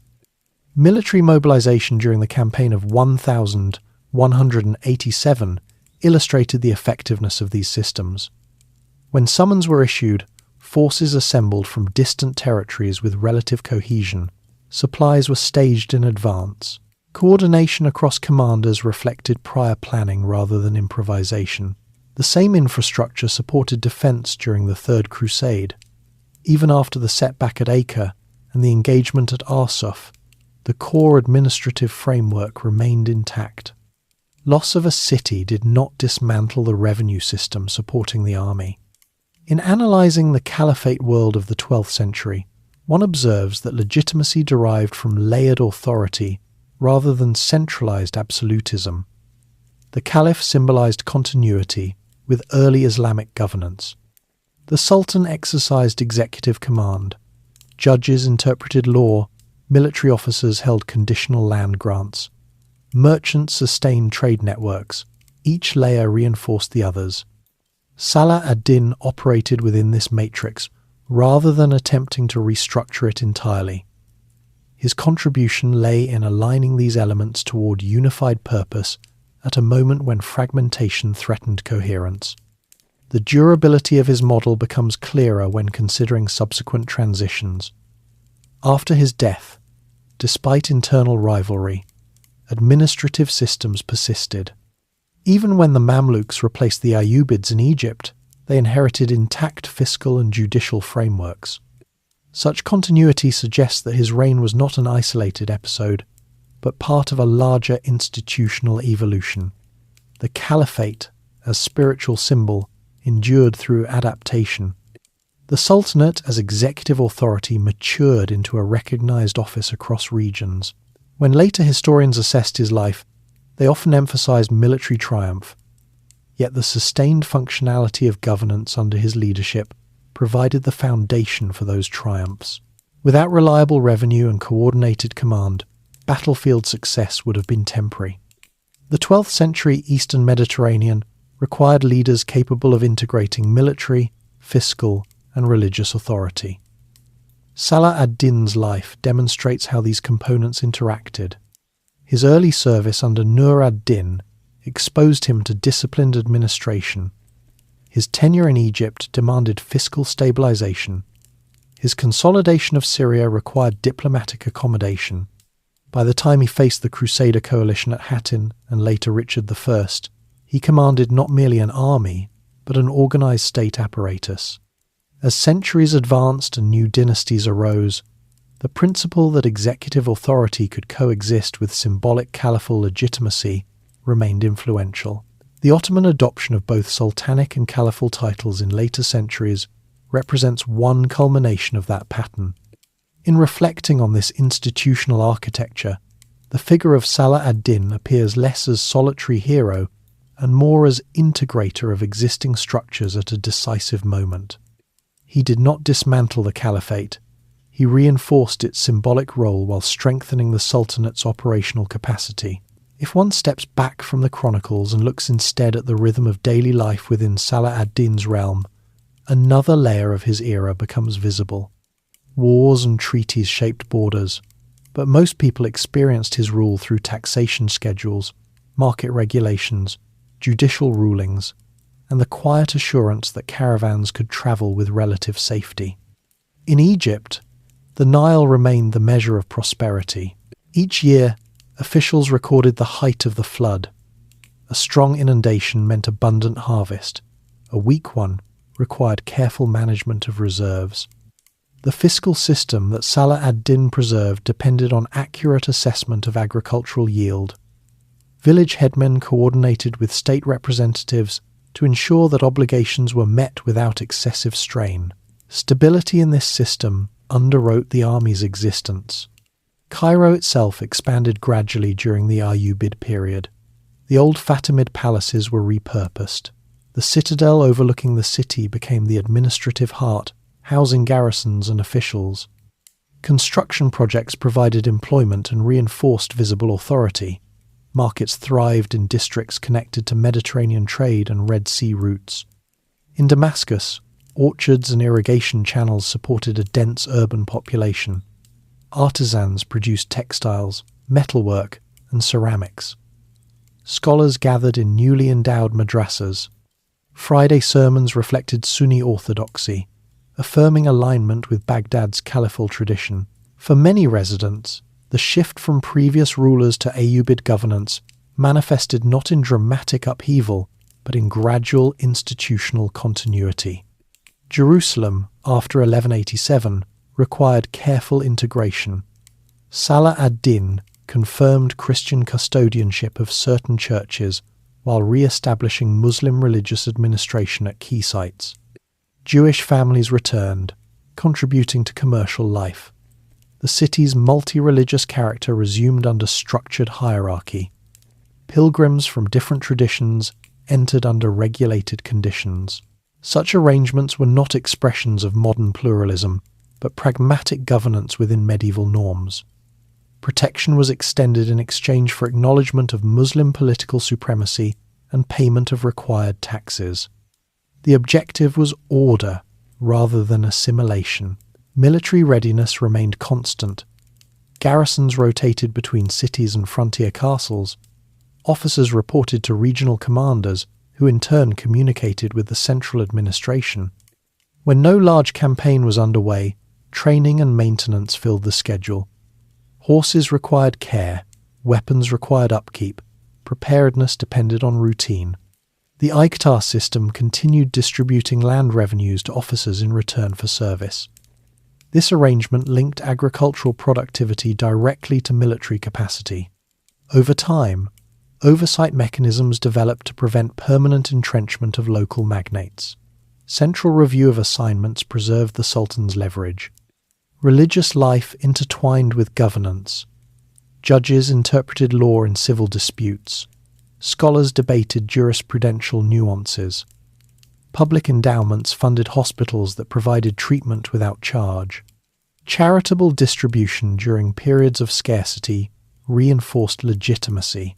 Salah ad-Din's personal engagement with these structures was recorded by contemporaries. He reportedly reviewed correspondence late into the night and attended to petitions personally when possible. While some details may reflect admiration, the consistency of such accounts suggests that accessibility formed part of his public image. The caliph in Baghdad remained distant geographically but present symbolically.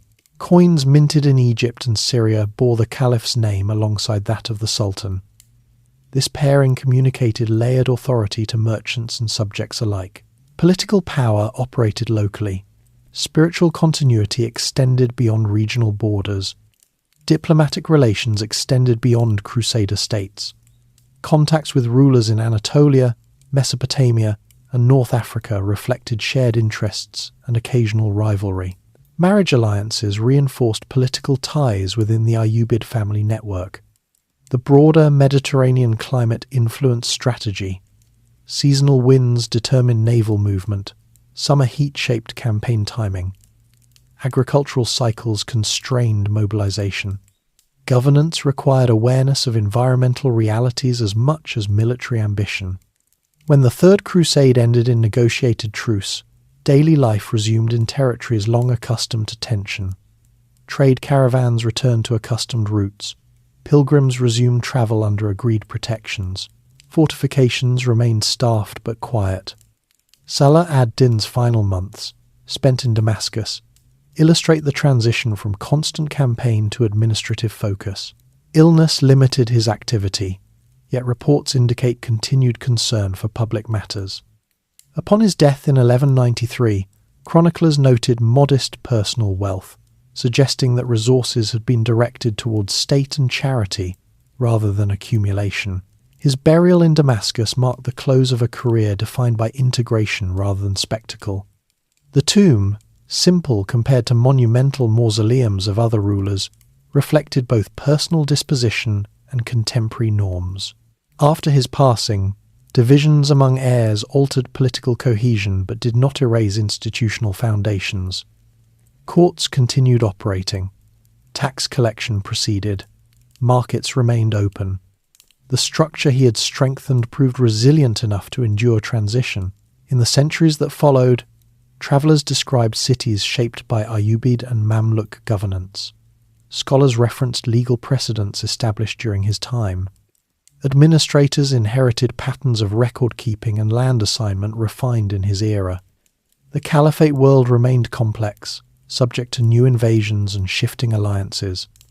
Yet the 12th century stood as demonstration that regional consolidation could be achieved without dismantling inherited legitimacy. In examining everyday administration alongside military campaigns, one perceives the balance that defined his rule. He did not abandon institutional continuity in pursuit of conquest. Nor did he neglect defence in favour of bureaucratic stability. Instead, he aligned both toward a common objective. This integration explains why his memory endured beyond immediate conflict. His achievements were embedded not only in chronicles of battle but in functioning systems that outlasted his lifetime. The quiet persistence of courts, schools and markets across Egypt and Syria serves as testimony to that deeper impact. Long after armies withdrew from the fields of Galilee, the routines of governance continued under frameworks he had reinforced. In considering the final dimension of Salah ad-Din's place within the caliphate world, attention turns to the nature of authority itself in the 12th century. His career illustrates how leadership was negotiated rather than assumed, and how legitimacy depended on alignment between personal capacity and inherited institutions. The caliphate, by his lifetime, no longer exercised centralized imperial control across all Muslim lands. The Abbasid caliph in Baghdad retained spiritual authority recognized in sermons and coinage, yet military power rested with regional dynasties. This separation might have produced permanent fragmentation. Instead, it allowed adaptable forms of governance to emerge. Salah ad-Din's acceptance of the sultanic title, rather than claim to the caliphate, reflected strategic restraint. By positioning himself as protector and executor rather than spiritual sovereign, he avoided contesting established legitimacy. His authority derived from service acknowledged by the caliph, reinforcing continuity.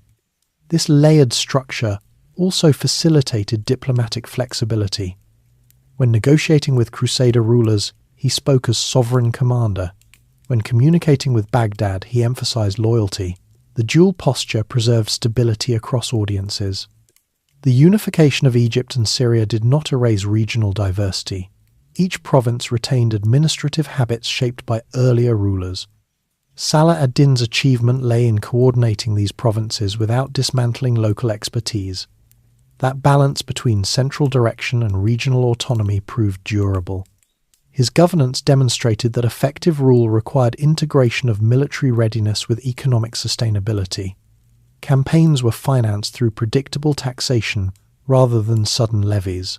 Garrisons were supplied through established logistics rather than improvised requisition. In examining the long trajectory of Islamic political history, scholars identify recurring tension between symbolic unity and practical decentralization. Salah ad-Din's era represents a moment when that tension was managed productively. The caliph remained spiritual figurehead. The sultan acted as executive authority. Subsequent centuries would test this arrangement under new conditions. Mongol invasion, Mamluk consolidation, Ottoman expansion, all operated within frameworks shaped by earlier adaptations. Though dynasties changed, the principle that legitimacy flowed through layered recognition endured.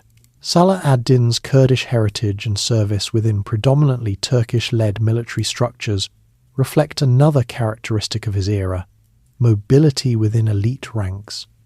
Ethnic origin did not prevent advancement when loyalty and competence were demonstrated. Service under Nur ad-Din provided pathway to prominence. Governance in Egypt provided platform for expansion. His life also illustrates the importance of mentorship within medieval political culture.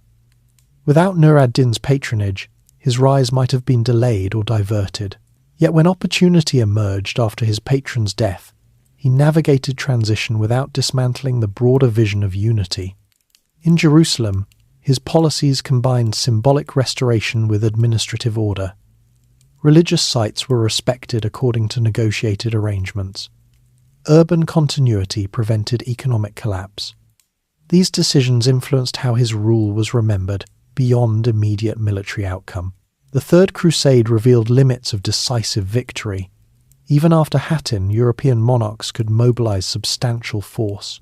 His response, avoiding catastrophic engagement after setbacks and accepting negotiated truce, demonstrated strategic patience.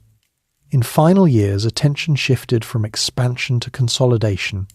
Illness curtailed campaign activity, yet governance continued.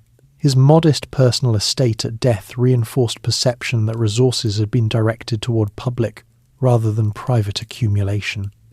Later, historians interpret his career within broader context of state formation in the medieval Near East. They note how administrative centralization in Egypt provided stable base for Syrian campaigns. They analyze how religious reform in Cairo strengthened Sunni alignment across provinces. The caliphate world that followed his death faced challenges he could not have anticipated. Yet the resilience displayed during subsequent crises owes something to the institutional strengthening accomplished in his lifetime. In modern historical study, emphasis on structural forces complements narrative of individual agency. Salah ad-Din's rise was made possible by preceding fragmentation and by mentorship under established authority. His success required alignment between inherited systems and personal discipline. Across centuries, his name has been invoked in diverse contexts. For some, he symbolizes unity under shared faith. For others, he represents pragmatic governance amid ideological conflict. Scholars continue to debate details of his campaigns, finances, and diplomacy, yet certain conclusions remain stable. He unified Egypt and Syria under coordinated rule. He ended the Fatimid Caliphate and reinforced Sunni orthodoxy. He recaptured Jerusalem through organized campaign and negotiated its transfer with relative restraint. He resisted a major European crusade and concluded truce preserving key objectives. These achievements were not isolated events but components of broader administrative project. They demonstrate how leadership within caliphate framework could restore coherence without dismantling symbolic continuity. The 12th century Eastern Mediterranean was marked by contest and exchange, conflict and accommodation. Salah ad-Din's life intersected each of these dimensions. His career stands as case study in how institutional adaptation can shape historical trajectory. As memory of his campaigns traveled through chronicle and legend, the underlying systems he strengthened continued functioning. Courts adjudicated disputes under Sunni law. Markets facilitated trade across religious boundaries. Garrisoned fortresses guarded frontiers. In tracing the arc from a Kurdish boy born in Tikrit to a sultan acknowledged across Egypt and Syria, one observes gradual accumulation of authority rather than sudden transformation. His rise followed service, governance, consolidation, and measured confrontation. The caliphate world did not become unified empire under his hand, yet it achieved coherence sufficient to alter balance with crusader states and to endure subsequent transitions.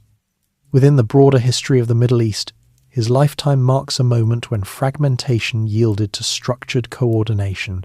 That coordination, grounded in institutional continuity, remains central to understanding his enduring reputation. When examining the wider Mediterranean context of Salah ad-Din's era, it becomes clear that his achievements unfolded within a network of interconnected powers rather than in isolation. The Eastern Mediterranean was a corridor linking Europe, North Africa, Anatolia, and the Near East. Political shifts in one region often influenced developments in another. The Byzantine Empire, though diminished compared to earlier centuries, remained a significant presence during his lifetime. Constantinople maintained diplomatic contact with both Crusader states and Muslim rulers. Byzantine emperors sometimes negotiated with Damascus or Cairo to counterbalance Latin influence. These interactions added further complexity to regional politics. In Anatolia, Turkish principalities emerged from the earlier Seljuk framework. Some aligned with Muslim powers in Syria, others pursued independent agendas. Control of mountain passes and trade routes through Anatolia influenced the movement of Crusader armies and merchant caravans alike. North Africa maintained its own dynastic landscape, with Almohad authority rising in the Western Mediterranean during the 12th century. Although geographically distant from Salah ad-Din's central territories, the broader Islamic world shared intellectual and commercial exchange across these regions. The Mediterranean Sea itself functioned as conduit rather than barrier. Italian maritime republics, Venice, Genoa, Pisa, established trading quarters in ports under Muslim, as well as Crusader control. Economic pragmatism frequently overrode ideological conflict. Customs duties from such trade provided revenue for rulers on both sides. This environment required leaders capable of navigating overlapping interests. Salah ad-Din's diplomatic engagements extended beyond battlefield opponents. Envoys travelled between courts carrying gifts, proposals, and letters that reinforced political communication. Within his territories, coinage reflected integration into this wider network. Gold dinars minted in Egypt circulated broadly, valued for consistent weight and purity. Stable currency facilitated long-distance trade, and enhanced fiscal reliability. Agricultural production in Egypt, particularly grain, remained vital not only for local consumption but for export. Syrian cities relied on imports during lean seasons. Control over grain routes thus reinforced political leverage. Legal administration supported commercial confidence. Merchants required assurance that contracts would be enforced and disputes resolved fairly. The judicial system, staffed by trained qadis, provided this assurance within Sunni legal tradition. Educational institutions contributed indirectly to governance. Madrasas produced administrators literate in legal and fiscal procedure. The emphasis on scholarship under Nur ad-Din and strengthened by Salah ad-Din cultivated an elite capable of sustaining state functions. When the Third Crusade unfolded, the scale of European mobilization demonstrated how events in the Levant reverberated across distant courts. Richard I's participation reflected political calculations in England and France. European monarchs balanced internal rivalries with crusading commitment. Salah ad-Din's measured response to Richard's advance illustrates awareness of logistical realities. He recognized that European forces operating far from home depended on maritime supply. By avoiding unnecessary confrontation and preserving his core forces, he prolonged campaign until negotiation became practical. The Treaty of Jaffa in 1192 exemplified this pragmatic diplomacy. It did not declare permanent peace, yet it established terms under which pilgrims could access Jerusalem while coastal territories remained contested. Such arrangements illustrate the layered nature of medieval conflict. Ideological rhetoric coexisted with negotiated compromise. In examining his final months, chroniclers emphasize continued administrative concern despite declining health. Reports describe him allocating funds for charitable distribution and ensuring payment of outstanding obligations. These details, though filtered through narrative perspective, reinforce impression of governance grounded in responsibility. After his death, the division of territories among heirs revealed both strength and vulnerability of dynastic arrangement. While family appointments secured loyalty during his lifetime, they also introduced centrifugal pressures once central authority receded. The subsequent rise of the Mamluks in Egypt reflected evolution of military structure, originally strengthened under Ayyubid rule. Mamluk officers, trained within elite households, eventually assumed direct control, yet they preserved many administrative patterns inherited from their predecessors. Across centuries, historians continue to assess the balance between individual agency and structural continuity in his career. His unification of Egypt and Syria was not predetermined. It resulted from calculated decisions at moments of transition. Yet it succeeded because institutional frameworks were sufficiently adaptable. The caliphate world of the 12th century was marked by fragmentation, but also by shared intellectual and legal tradition. Salah ad-Din operated within that tradition, aligning military expansion with religious legitimacy recognized beyond his own territories. In modern analysis, his life invites reflection on how political authority can be consolidated without erasing pluralism. His realm encompassed multiple ethnic groups and religious communities. Governance required accommodation within hierarchical framework, rather than enforced uniformity. The cities that form the core of his domain, Cairo, Damascus, Jerusalem, remained central to regional history long after his death. Their endurance reflects the depth of institutional investment during his era. His legacy thus occupies a middle space between legend and structural history. While literary traditions emphasize chivalric virtue or heroic unity, archival research reveals fiscal reform, land assignment oversight, and judicial consultation. Taken together, these dimensions present a portrait of leadership, responsive to circumstance yet anchored in inherited legitimacy. He neither dismantled the caliphate nor claimed spiritual supremacy. Instead, he reinforced the distinction between symbolic authority and executive command. As the centuries unfolded, this distinction proved resilient. Later empires would reinterpret it according to new conditions, but its 12th century articulation shaped political culture across regions once governed by him. Through careful administration, strategic patience, and disciplined consolidation, Salah ad-Din influenced not only the outcome of a specific conflict, but the structure within which subsequent rulers operated. His life, situated within the broader Mediterranean and Caliphate world, demonstrates how governance grounded in continuity can redirect historical trajectory without severing connection to inherited tradition. In the quiet after long years of campaigning, when letters rather than banners moved between cities, Salah ad-Din's final season unfolded in Damascus. The city had become both administrative centre and personal refuge.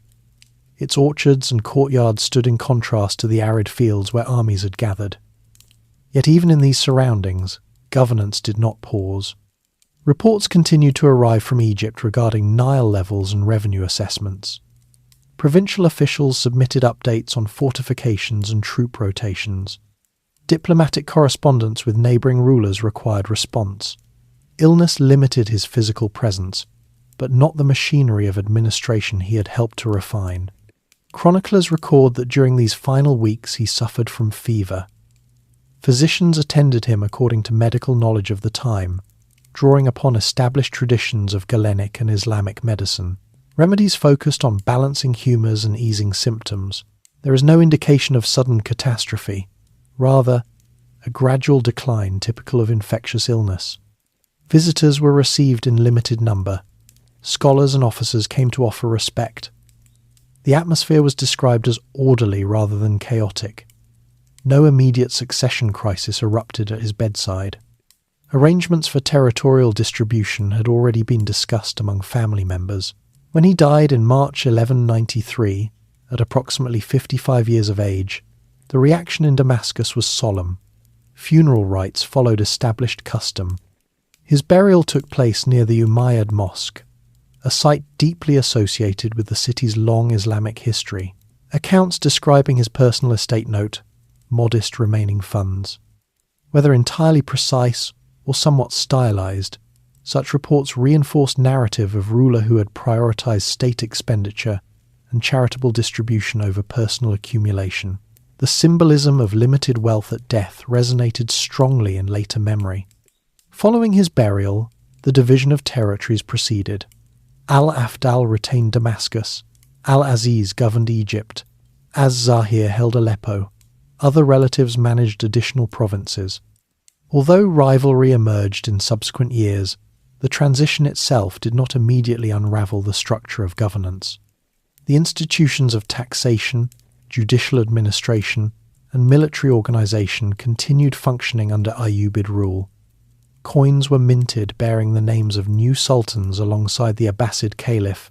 Friday sermons invoked the same symbolic authority that had framed Salah ad-Din's legitimacy. In Egypt, the citadel overlooking Cairo remained operational hub. Grain assessments followed established patterns. Trade through Alexandria continued with Italian merchants.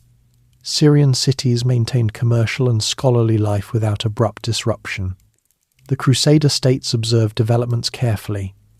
Though their military capacity had been weakened, they still held coastal strongholds. The absence of Salah ad-Din did not immediately reverse territorial gains of 1,187, but it altered balance of leadership. Within a few years, Al-Adil, Salah ad-Din's brother, emerged as central figure capable of re-establishing cohesion among divided territories. His eventual consolidation of authority restored a degree of unity, though the dynasty never fully replicated the singular coordination achieved under its founder. The legacy of Salah ad-Din's governance therefore became intertwined with lessons about succession. Personal authority, even when supported by institutional strength, could not guarantee seamless continuity without careful dynastic planning. Medieval political culture often favoured distribution among heirs, a practice that risked fragmentation. Yet the resilience of administrative systems mitigated this risk. Even when rulers changed, fiscal and judicial frameworks persisted. Such continuity suggests that his reforms had penetrated beyond surface command.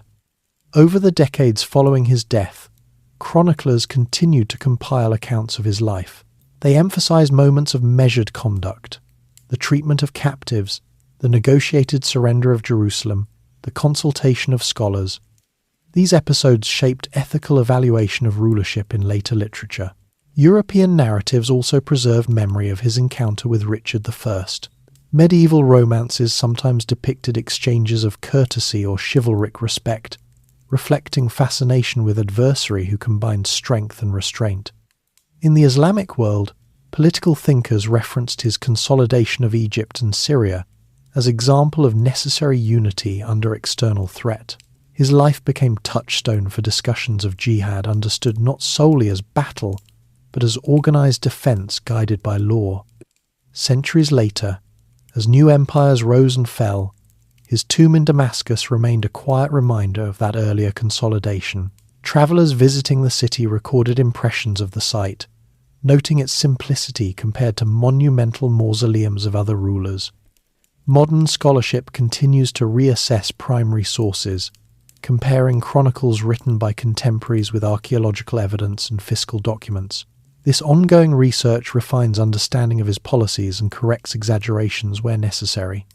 Despite variations in interpretation, consensus holds that his reign marked a turning point in the Crusader era. He altered strategic balance by unifying resources previously divided. He restored Sunni alignment in Egypt and strengthened Abbasid symbolic authority. The Abbasid Caliphate, whose spiritual authority he had upheld, fell politically in 1258 when Mongol forces captured Baghdad. That event ended a line of caliphs stretching back to the 8th century. Yet the concept of caliphal legitimacy did not vanish. In Cairo, under Mamluk patronage, a ceremonial Abbasid caliph was installed. This restoration did not replicate earlier imperial power, but it preserved symbolic continuity. The Sultan governed, the caliph conferred legitimacy.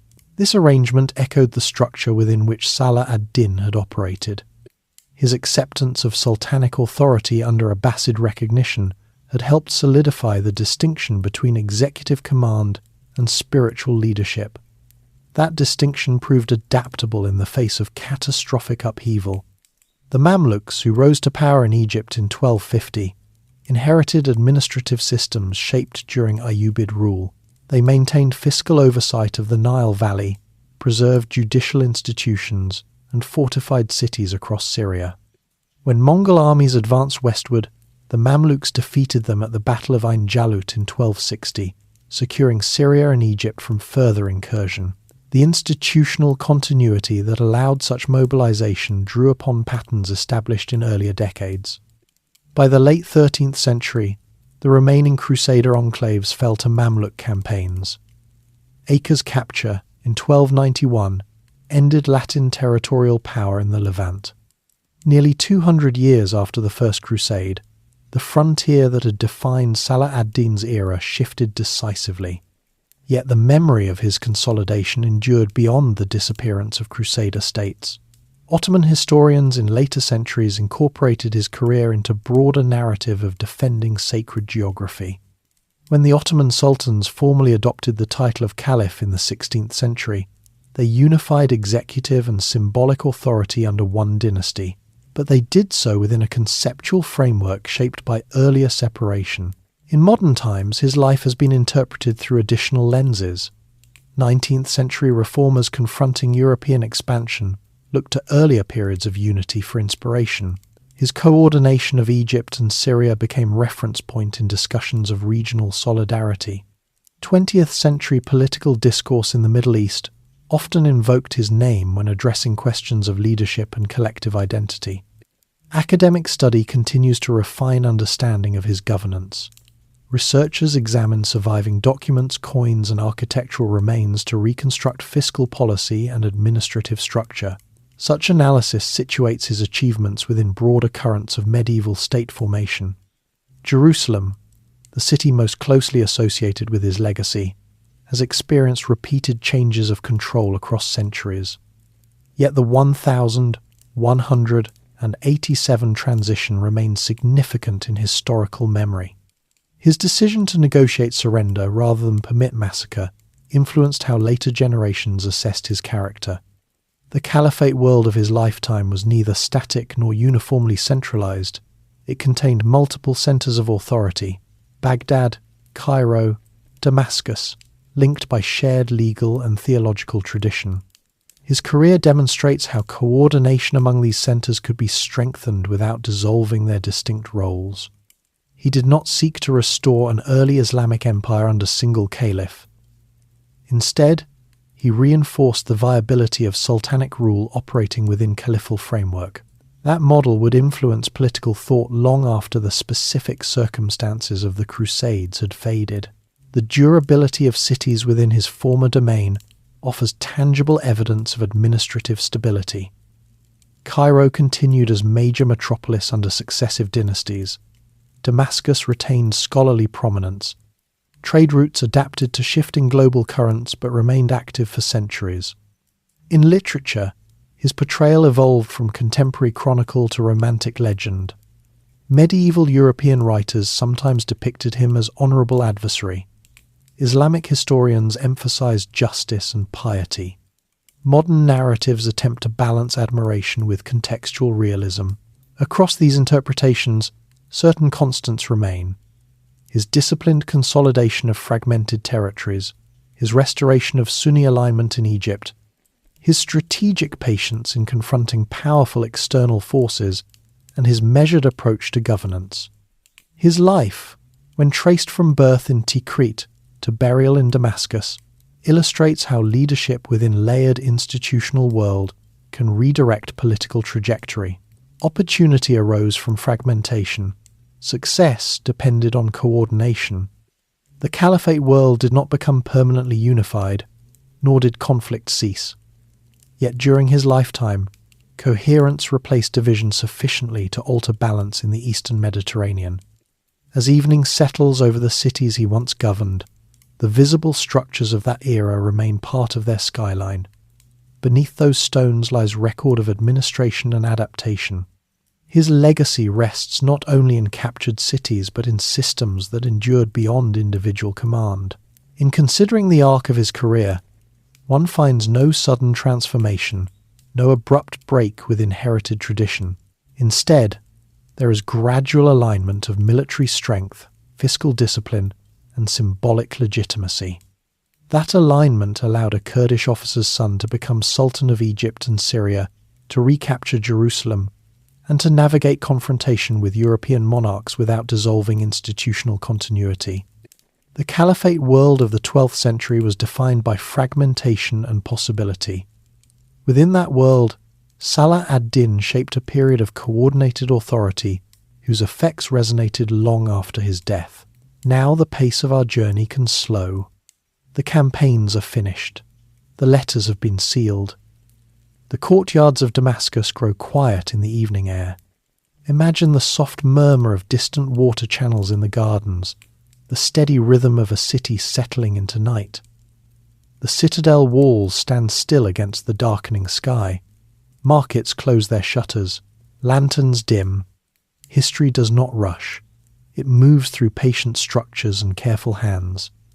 The life we have followed tonight unfolded across decades, shaped by discipline more than spectacle.